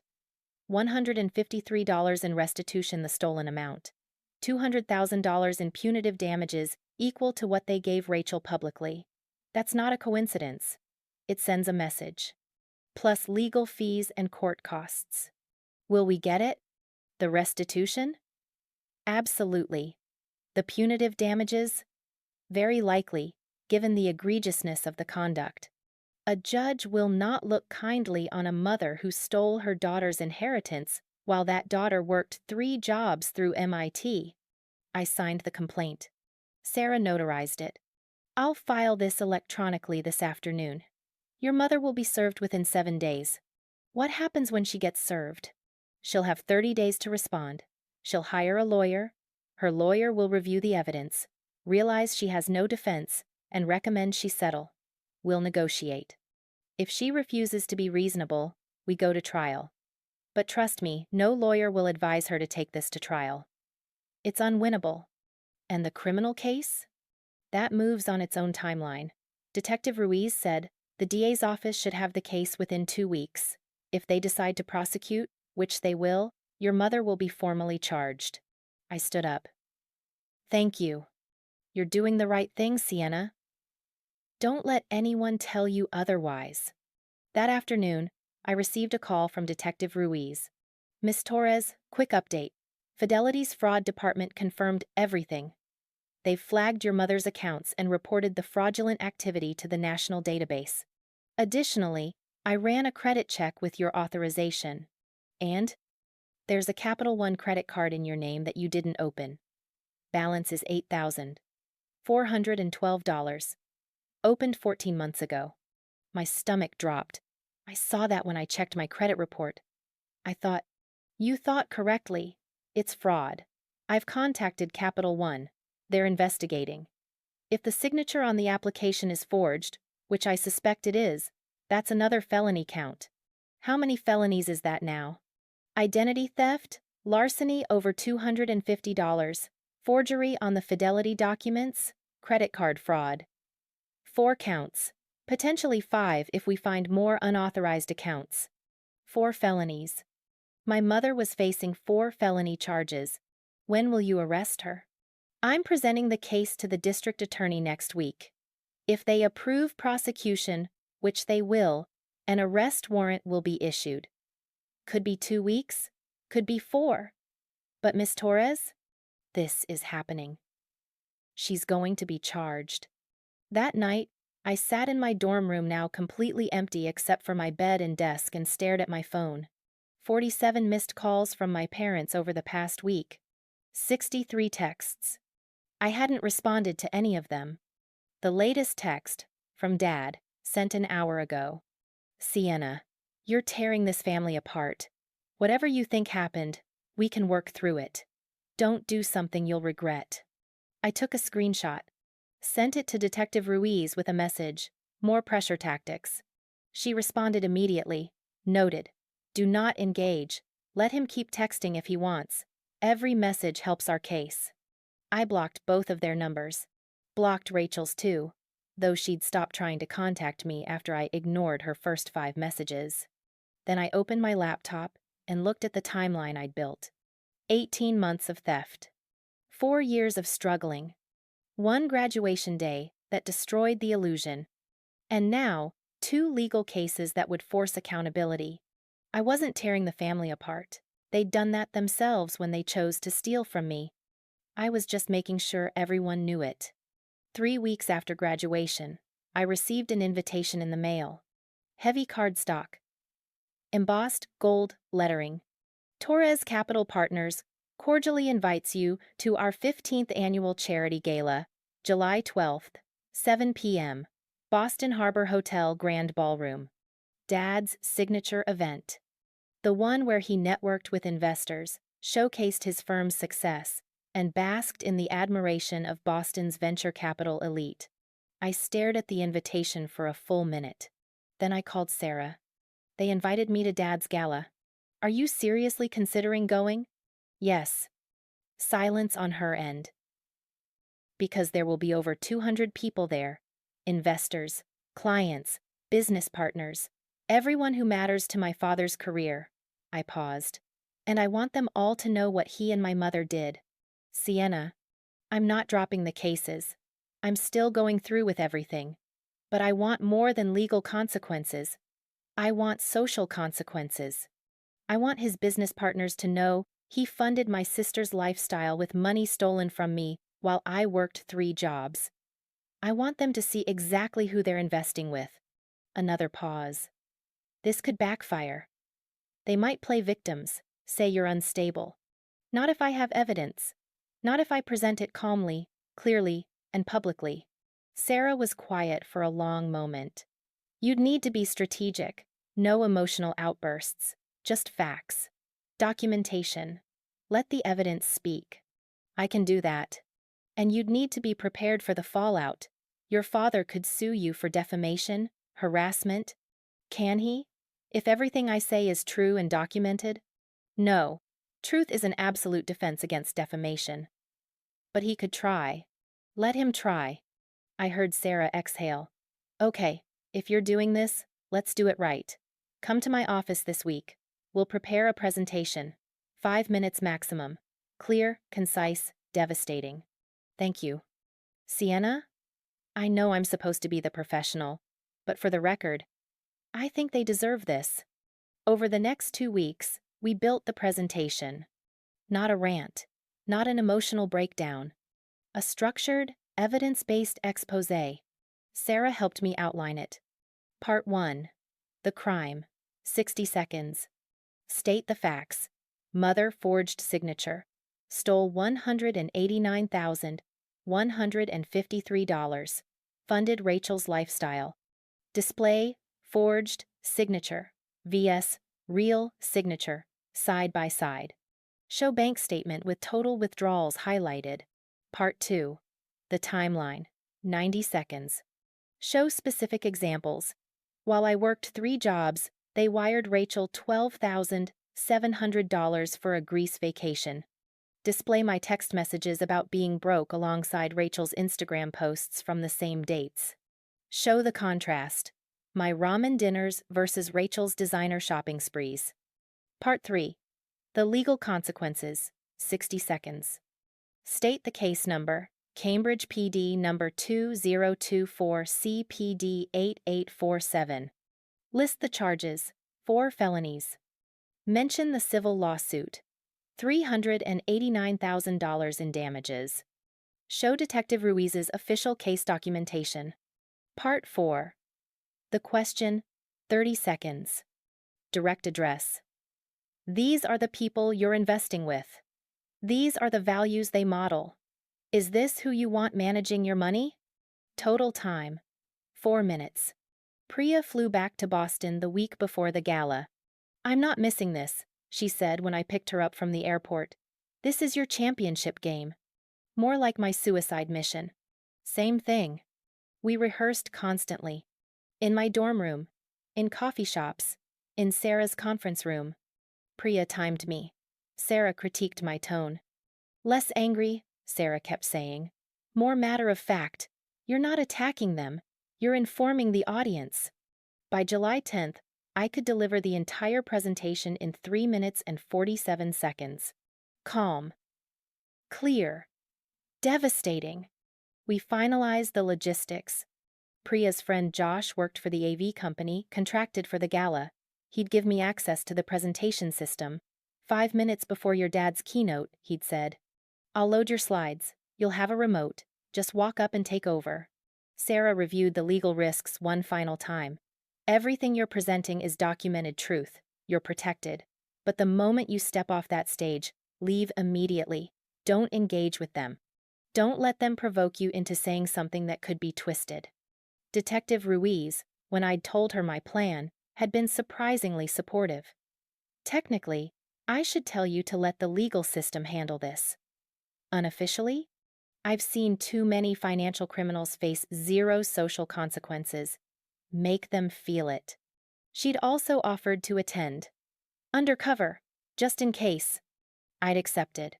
On July 11th, the night before the gala, I couldn't sleep. I lay in bed, staring at the ceiling, replaying the presentation in my head. Priya was asleep on an air mattress on the floor. My phone buzzed at 11:47 p.m. A text from an unknown number. Sienna, this is your Aunt Diane. Your mother told me about the misunderstanding. Family problems should stay private. Please don't embarrass everyone tomorrow night. I stared at it. Misunderstanding. Embarrass everyone. Not, I'm sorry this happened to you. Not, what they did was wrong. Just, keep it quiet. I took a screenshot and sent it to Detective Ruiz. Then I blocked the number and went back to staring at the ceiling. July 12th started with too much sunlight. I woke up at 6 a.m., pulse already racing. Priya was already awake, sitting on the air mattress with her laptop. Couldn't sleep either? No. Good. That means you care. Apathy would be worse. We spent the morning reviewing the presentation one final time. At noon, Sarah called. How are you feeling? Terrified. Good. Fear keeps you sharp. She paused. Remember, you're not the villain here, you're the truth teller. They made the choices, you're just making sure people know about them. What if no one believes me? You have 37 pages of bank statements, a forged signature, a police case number, and a lawsuit filed in public record. Belief isn't required. The evidence speaks for itself. At 2 p.m., Josh texted, AV check at 4. Meet me at service entrance. At 3:30 p.m., I started getting ready. Not a dress. A suit. Navy blue. Professional. Armor. Priya helped me with my hair pulled back. Neat. No nonsense. Minimal makeup. I wanted to look composed, not emotional. You look like you're about to prosecute a case, Priya said. I am. At 4:15 p.m., we arrived at the Boston Harbor Hotel. The grand ballroom was on the second floor, with floor-to-ceiling windows overlooking the harbor. Elegant. Expensive. Exactly the kind of venue Dad loved. Josh met us at the service entrance and led us through back corridors to the AV booth. Your presentation is loaded, he said, pulling up the file on his laptop. I'll be running the system during the event. When you're ready, I'll cut your dad's feed and switch to yours. You'll have this remote. He handed me a small clicker. Red button advances slides, that's it. How much warning will I have? Your dad's keynote is scheduled for 8:35 p.m. I'll text you at 8:30. That's your 5-minute warning. Come to the side door here. He pointed to a door near the stage. When I see you, I'll kill his mic and switch to your slides. What if he tries to stop me? Security will be focused on the crowd, not the stage. You'll have at least 2 minutes before anyone realizes what's happening. 3 minutes if they're slow. That's enough. Priya squeezed my hand. You've got this. We left the hotel and went to a nearby coffee shop to kill time. I couldn't eat. Priya ordered me a sandwich anyway. Eat, you need fuel. I managed 3 bites. At 5:30 p.m., my phone buzzed. Mom, so excited to see you tonight, honey. It's been too long. Let's put everything behind us and enjoy the evening as a family. I showed Priya. Put everything behind us, she read aloud. Translation. Pretend I didn't commit 4 felonies. She doesn't know I'm planning anything. Good. Let her think you've let it go. Makes the impact bigger. I didn't respond to the text. At 6:45 p.m., we headed back to the hotel. The ballroom was already filling with guests, men in tuxedos, Women in evening gowns, servers circulating with champagne and hors d'oeuvres. I spotted my parents immediately. Dad in his signature navy tuxedo, holding court with a group of investors. Mom in a cream-colored gown, laughing at something someone said. Rachel beside her, wearing a tight black cocktail dress, phone in hand, probably live tweeting the event. None of them had seen me yet. Detective Ruiz appeared at my elbow. She was dressed like a guest, blending in perfectly. I'm here. I'll be near the exit. If things get physical, I'll intervene. Thank you. She nodded and disappeared into the crowd. At 7:15 p.m., Mom spotted me. Her face lit up. She rushed over, arms outstretched. Sienna, you came! She tried to hug me. I stepped back. Her smile faltered. Honey, I've missed you. We need to talk. Not here. Then when? You've been ignoring our calls. I said not here, Mom. Something in my tone made her stop. Dad approached, Rachel trailing behind him. Sienna, he put on his warmest smile. So glad you could make it. Wouldn't miss it. He studied my face, searching for something. Forgiveness, maybe. Or submission. He didn't find it. Well, he cleared his throat. Enjoy the evening. We'll catch up later. They walked away. Rachel glanced back once, phone still in hand. I watched them rejoin their group of investors, smiling, laughing, playing the perfect family. Priya appeared beside me. You okay? Yeah.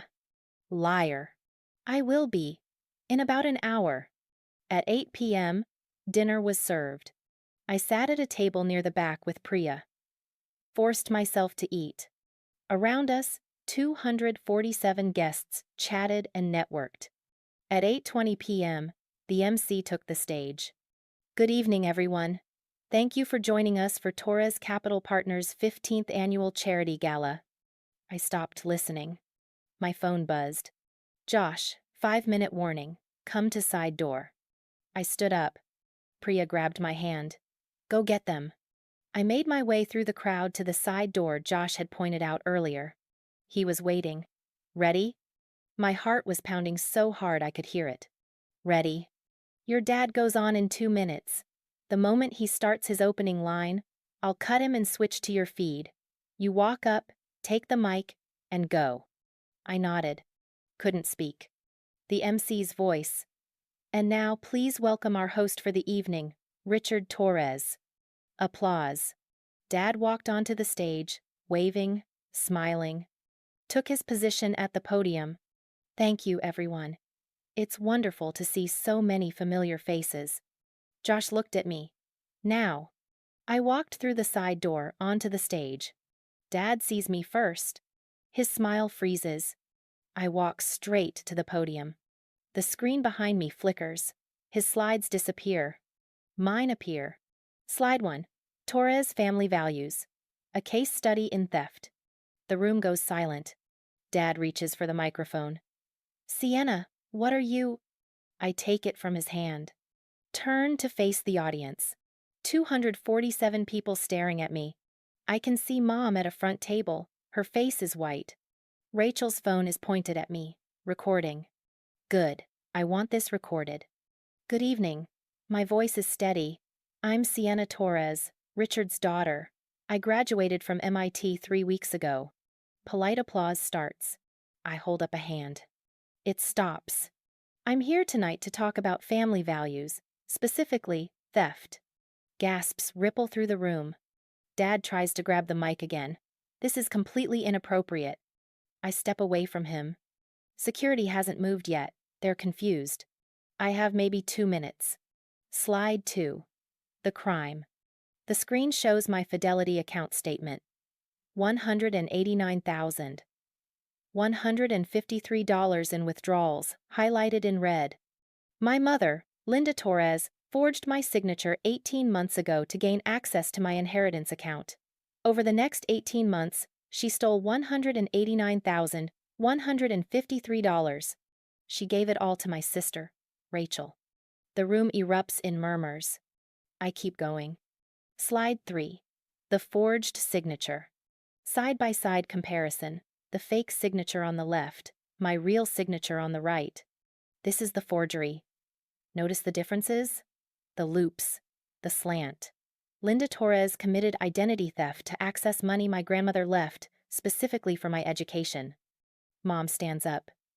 That money was for the family. You're lying. I have 37 pages of bank statements. I hold up the binder. Every transaction documented. Every withdrawal to Rachel Torres. Would you like me to read them aloud? She sits back down. Dad is frozen at the edge of the stage. Rachel has stopped recording. Her face is red. Slide 4. The timeline. The slide shows a split screen. Left side. Bank statement dated June 22nd. Wire transfer to Rachel Torres. $12,700. Right side. Rachel's Instagram post from June 25th. Photos from Santorini. Caption. Finding myself in Greece. Number blessed. Below that, my text message from June 23rd to my roommate. Can't afford to come home this summer. Working full-time to cover rent, while I worked 3 jobs through MIT, I say, voice still calm. My mother was funding my sister's vacations with money stolen from me. Another slide. Bank statement.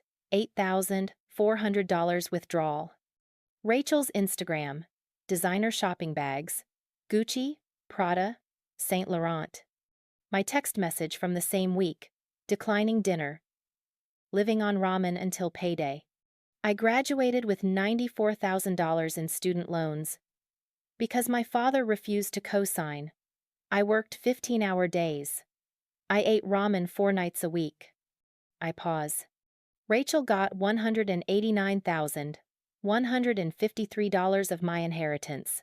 I got debt. The room is completely silent now. I can see faces. Shock. Disgust. A woman at table 7 has her hand over her mouth. A man I recognize, Harold Chen, one of Dad's senior partners, is shaking his head slowly. Slide 5. The legal consequences. Cambridge Police Department, case number 2024-CPD-8847. Identity theft, larceny over $250, forgery, credit card fraud, 4 felony charges. Mom makes a choking sound. My mother will be arrested, likely within 2 weeks. I advance to the next slide. Slide 6. Civil lawsuit. Torres v. Torres, filed July 8 in Suffolk County Superior Court, $389,000 in damages. Public record. You can look it up. I turn to look at Dad directly. You called Rachel the real success at my MIT graduation. You gave her $200,000 publicly. Then I discovered where that money came from. My account. My inheritance. Stolen. Dad's face is gray. I turn back to the audience. Slide 7. The question. Simple text on black background. Richard Torres funded his daughter's lifestyle with money stolen from his other daughter. Linda Torres committed 4 felonies to enable this. Is this who you want managing your investments? I let the slide sit for 5 seconds. Then I deliver the final line. My name is Sienna Torres. I'm 22 years old. I graduated summa cum laude from MIT, and my parents committed felonies against me while I worked 3 jobs to survive. These are your business partners. These are their values. I set the microphone down on the podium, turn and walk off the stage. The room explodes. Not applause. Chaos. People standing, shouting questions, phones out. I can hear Mom screaming, "She's lying. This is slander." Dad's voice, desperate. "This is a misunderstanding we can explain."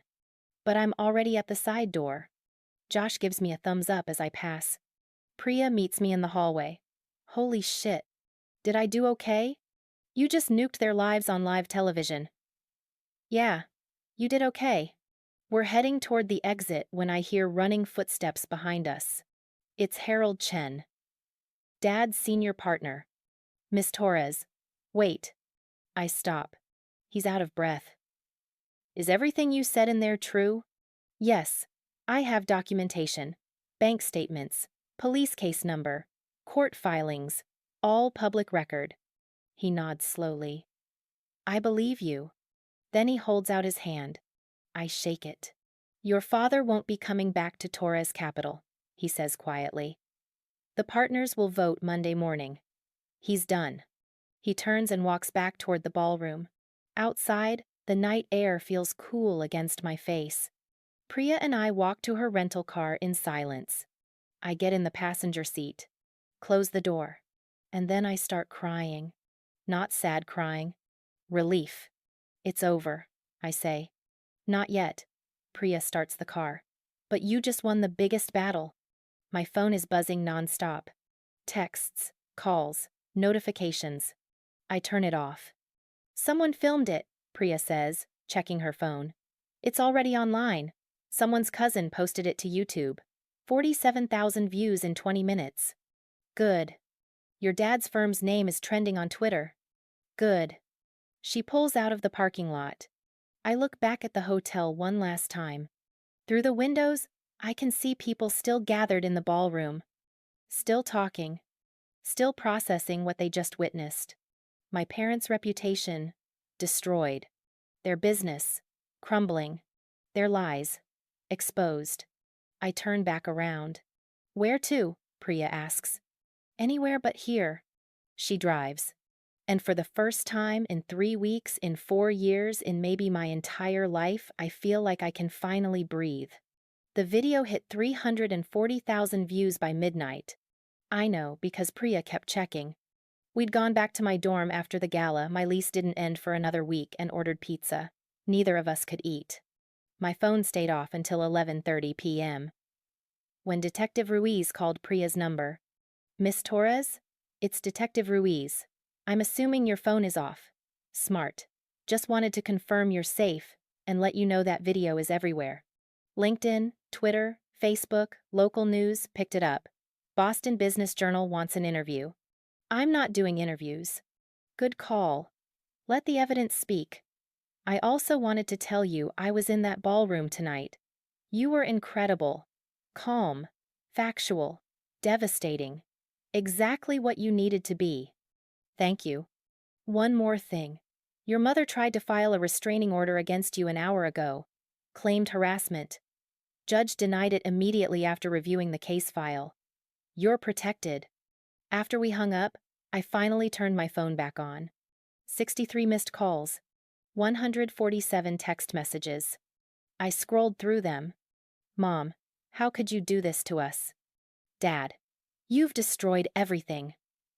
I hope you're proud. Rachel, you're dead to me.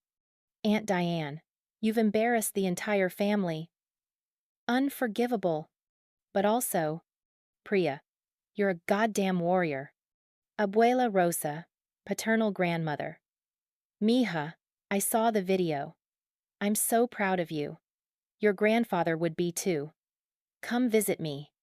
Uncle Marcus, Dad's brother. Sienna, we believe you. Your aunt and I always suspected something was wrong. You did the right thing. 3 former MIT classmates. Holy shit, we had no idea. You're amazing. And one from someone I didn't expect, Harold Chen, Dad's former business partner. Your presentation was the most professional expose I've seen in 20 years of venture capital. You have a future in business if you want it. Here's my card. I read that one 3 times. By 2:34 a.m., the video had 890,000 views. By 6 a.m., it had 1.8 million. Boston Globe published an article at 7:15 a.m. MIT graduate exposes parents' alleged $189K theft at father's charity gala. By 9 a.m., Dad's assistant texted me.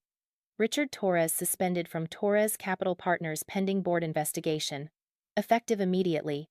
By 11:47 a.m., Mom's interior design firm's website was down.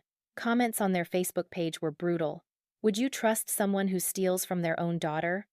By 2 p.m., 3 of Mom's biggest clients had publicly terminated their contracts.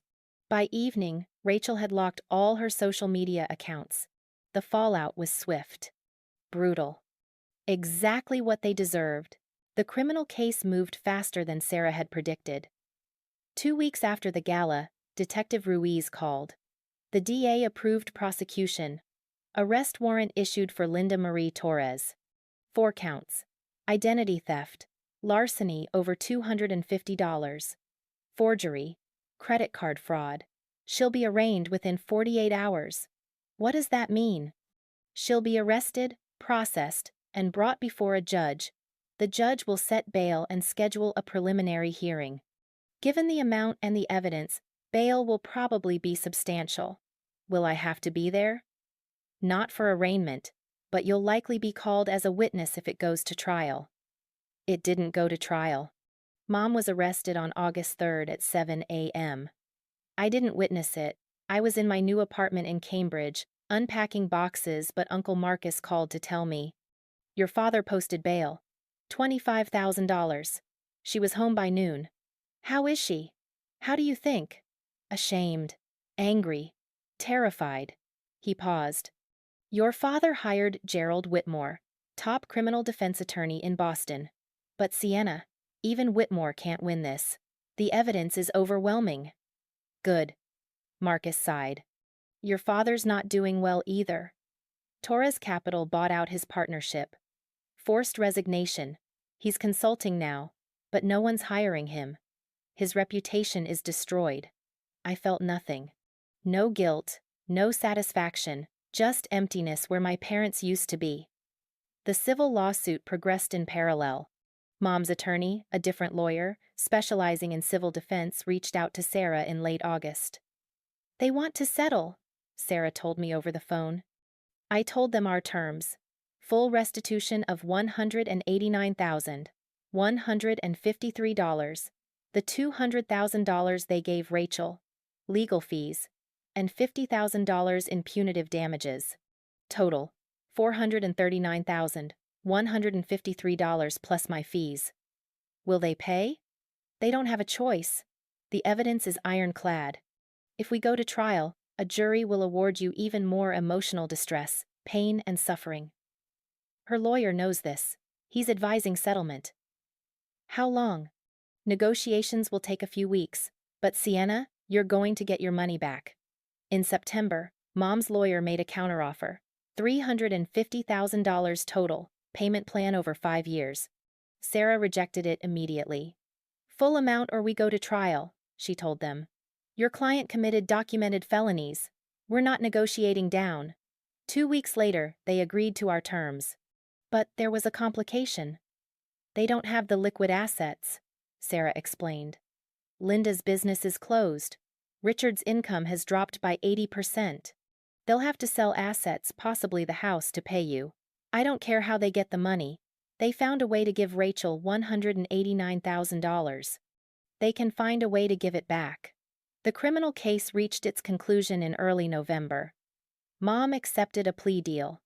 2 years probation. 200 hours of community service. Felony conviction on her record. And mandatory restitution of $189,153 separate from the civil settlement. No prison time, but the felony conviction meant she'd never work in interior design again. Background checks would flag her for identity theft. Professional licensing boards would deny her. Her career was over.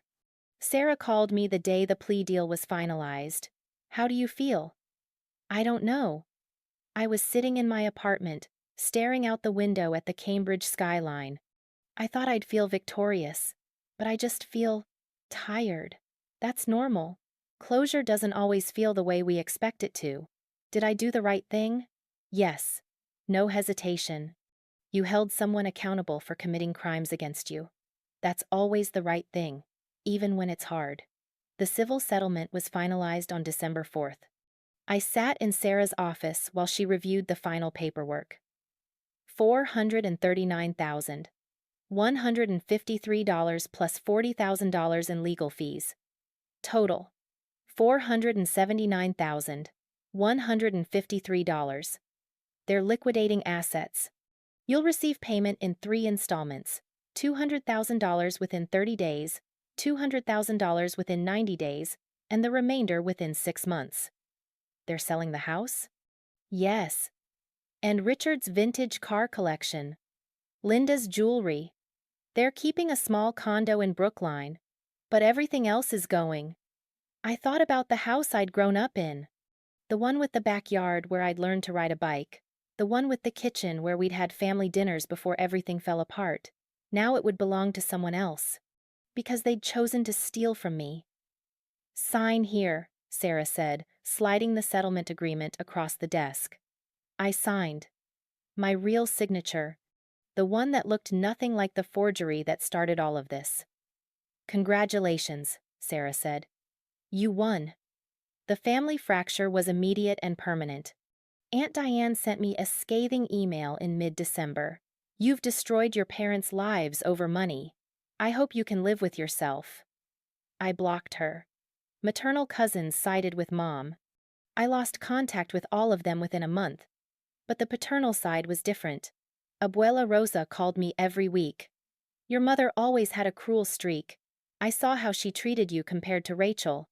I should have said something years ago. It's not your fault, Abuela." "I know. But I'm saying it anyway. I'm sorry. And I'm proud of you. Your grandfather would have been proud too." Uncle Marcus invited me to Thanksgiving. Small gathering. Just us, Abuela, and my kids. Your parents aren't invited. It was the best Thanksgiving I'd ever had. Rachel and I didn't speak. Not after the gala. Not after the arrest. Not after the settlement. I heard through Uncle Marcus that she'd moved back in with our parents in their downsized condo. Still unemployed. Still dependent. The $200,000 they'd given her, mostly spent, was now part of the settlement I'd won. She'd posted one thing on Instagram after making her account public again in October. "Blood doesn't mean loyalty. Some people will do anything for money." The comments were ruthless. "You mean the money your parents stole from your sister? You spent $189K of her inheritance and you're calling her greedy? The audacity is breathtaking." She locked her account again within hours. Mom tried to reach out once, in January. A handwritten letter, delivered to my apartment. "Dear Sienna, I know you won't take my calls. I understand you're angry, but I need you to know that everything I did for the family. The money was supposed to help Rachel get on her feet so she wouldn't be a burden. I thought you were strong enough to handle things on your own. You always were the capable one. I made mistakes. I see that now. But did I really deserve to lose everything? My business, my home, my reputation? Was it worth destroying your family? I'm your mother. Doesn't that count for something? Please call me. We can work through this. Love, Mom." I read it twice. Then I tore it up and threw it away. She'd stolen $189,153 from me and still thought she was the victim. Some people never change. Dad never reached out. Not once. Uncle Marcus said he'd moved into a small apartment downtown.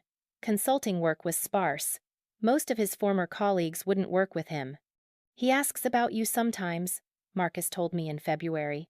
"Wants to know how you're doing." "What do you tell him?" "That you're thriving. That you're better off without them." "Good. Do you ever think about forgiving them?" I considered the question. Forgiveness isn't the same as reconciliation. Maybe someday I'll forgive them for my own peace, but I'll never have a relationship with them again. They made their choice when they forged my signature, when they stole from me, when they called Rachel the real success. Marcus nodded. That's fair. By the spring, the legal dust had settled. All payments received, all documents signed, all cases closed. I had $479,153 in my bank account. My credit score had recovered to 712. My student loans were paid off, all $94,000 of them, paid in full in January with the first settlement installment. I had no debt, no family drama, no one stealing from me, just freedom. It's been 3 years since the gala. 3 years since I stood on that stage and detonated my parents' lives with documented truth. 3 years since I chose justice over family. I'd do it again. Financially, I'm thriving. The settlement money, after paying off my loans and legal fees, left me with roughly $350,000. I invested most of it in Vanguard index funds, following advice from a financial advisor Harold Chen recommended. Conservative, diversified, long-term growth. My investment accounts now hold $398,000. Compound interest is powerful when you're not working 3 jobs and can actually let money grow. I have an emergency fund with 12 months of expenses. A Roth IRA, I contribute to monthly, a 401k through work. I'll never be financially vulnerable again. Career-wise, I landed a position at Moderna 8 months after graduation. Biotech research, vaccine development, the kind of work I dreamed about doing at MIT. Starting salary, $97,000. Within 2 years, I was promoted. Now I'm making $118,000, leading a research team, and I've published 3 papers in peer-reviewed journals. The work is hard, the hours are long, but I'm not working 3 jobs. I'm not eating ramen. I'm not checking my bank account before buying groceries. I'm just working. Like a normal person with a normal job and normal financial security. It feels like a luxury. Living situation. I rent a 1-bedroom apartment in Cambridge. It's small, 650 square feet, but it's mine. Plants on every windowsill. A home office setup for remote work days. A kitchen where I actually cook real meals. Rent is $2,400 a month, which would have been impossible 3 years ago. Now it's comfortable. I'm pre-approved for a mortgage credit score 738 and rising, and I'm house hunting. Maybe a small condo in Somerville or Cambridge, something I can own outright in 10 years. Financial independence isn't just a concept anymore. It's my reality. Emotionally, healing has been slower. I started therapy 6 months after the gala, twice a month at first, now once a month for maintenance. Dr. Patricia Chen specializes in family estrangement and financial abuse. She's helped me process things I didn't even realize needed processing, like the fact that I still flinch when someone offers to help me financially, or that I sometimes feel guilty for destroying my parents' lives, even though I know intellectually that they destroyed their own lives by committing felonies. Guilt is a normal response, Doctor. Chen told me in one session. You were raised to prioritize family above all else. Breaking that conditioning takes time. Do you think I did the right thing? I think you did the only thing that protected you. And that's always right. Relationships have been rebuilt, but selectively. Abuela Rosa and I talk every week. She's 83 now, living in a senior community in Florida. I visit twice a year. She's rewritten her will, told me explicitly, and everything she has will come to me and Uncle Marcus's kids. Not a penny to your father, she said. He chose his path. Uncle Marcus has become the father figure I needed. His kids, my cousins, ages 14 and 16, call me Aunt Sienna. We have monthly dinners. They ask me about MIT and science careers and what it's like to stand up to your parents. I tell them the truth. It's hard, but sometimes necessary. Priya is still my best friend. She visits from San Francisco quarterly. We text daily. When I was going through the worst of the legal battles, she told me, "You're the bravest person I know." I didn't believe her then. I'm starting to now. I've made new friends too. Colleagues from Moderna, former MIT classmates who reached out after the video went viral.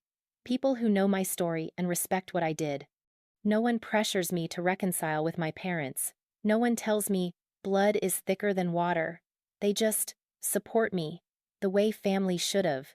Dating has been complicated. I tried for a while. Went on dates, met interesting people. But there's this moment, usually the 3rd or 4th date, when they ask about my family. And I have to decide. Do I lie? Or do I tell them the truth? I've learned to tell the truth early. I'm estranged from my parents. They committed financial crimes against me. It's a long story, and it's very public. If you Google my name, you'll find it. Some people ghost after that. Others are fascinated in a gross, trauma voyeur kind of way. A few, very few, just nod and say, "That sounds really hard. I'm sorry that happened to you." Those are the ones worth keeping around. I'm single right now, focusing on my career and my healing. Maybe someday I'll find someone who understands that family isn't always safe, that sometimes walking away is the strongest thing you can do.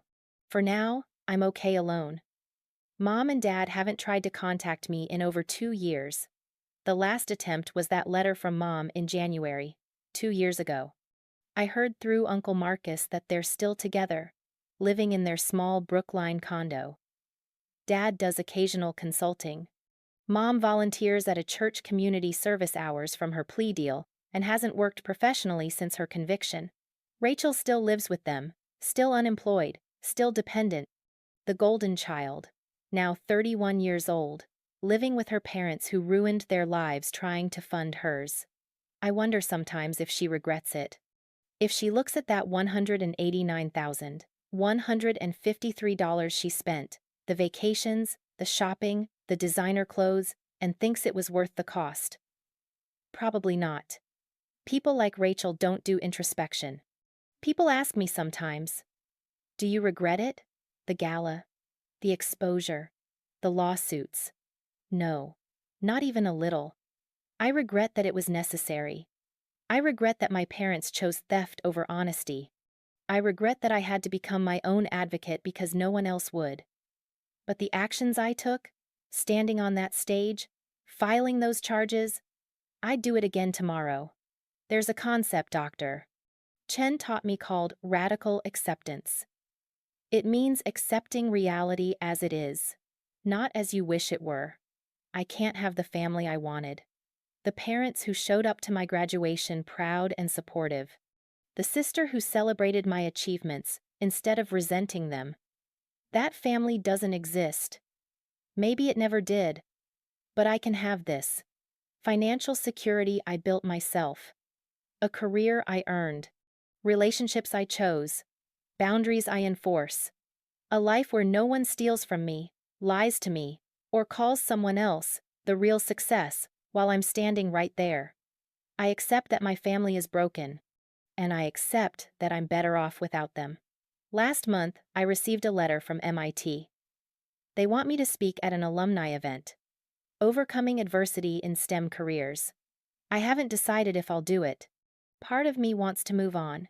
Stop being that girl whose parents stole from her.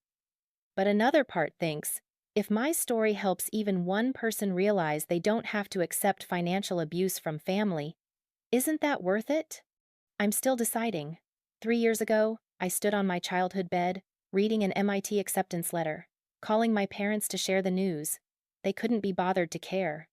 Today, I'm sitting in my own apartment, financially stable, professionally successful, surrounded by people who actually support me, and my parents are living in a downsized condo, their reputations destroyed, their golden child still dependent, facing the consequences of their choices. I didn't tear the family apart. They did that when they forged my signature. I just made sure everyone knew about it. Someone asked me recently, was it worth it?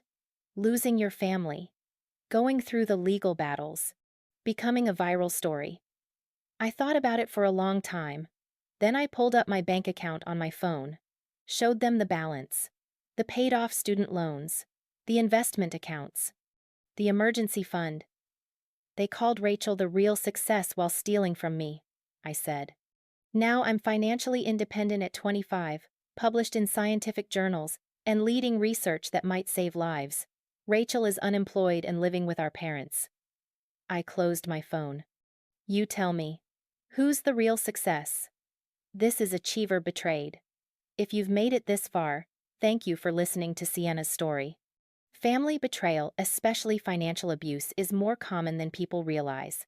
If you're experiencing something similar, please know, you're not alone, you're not overreacting, and you deserve better.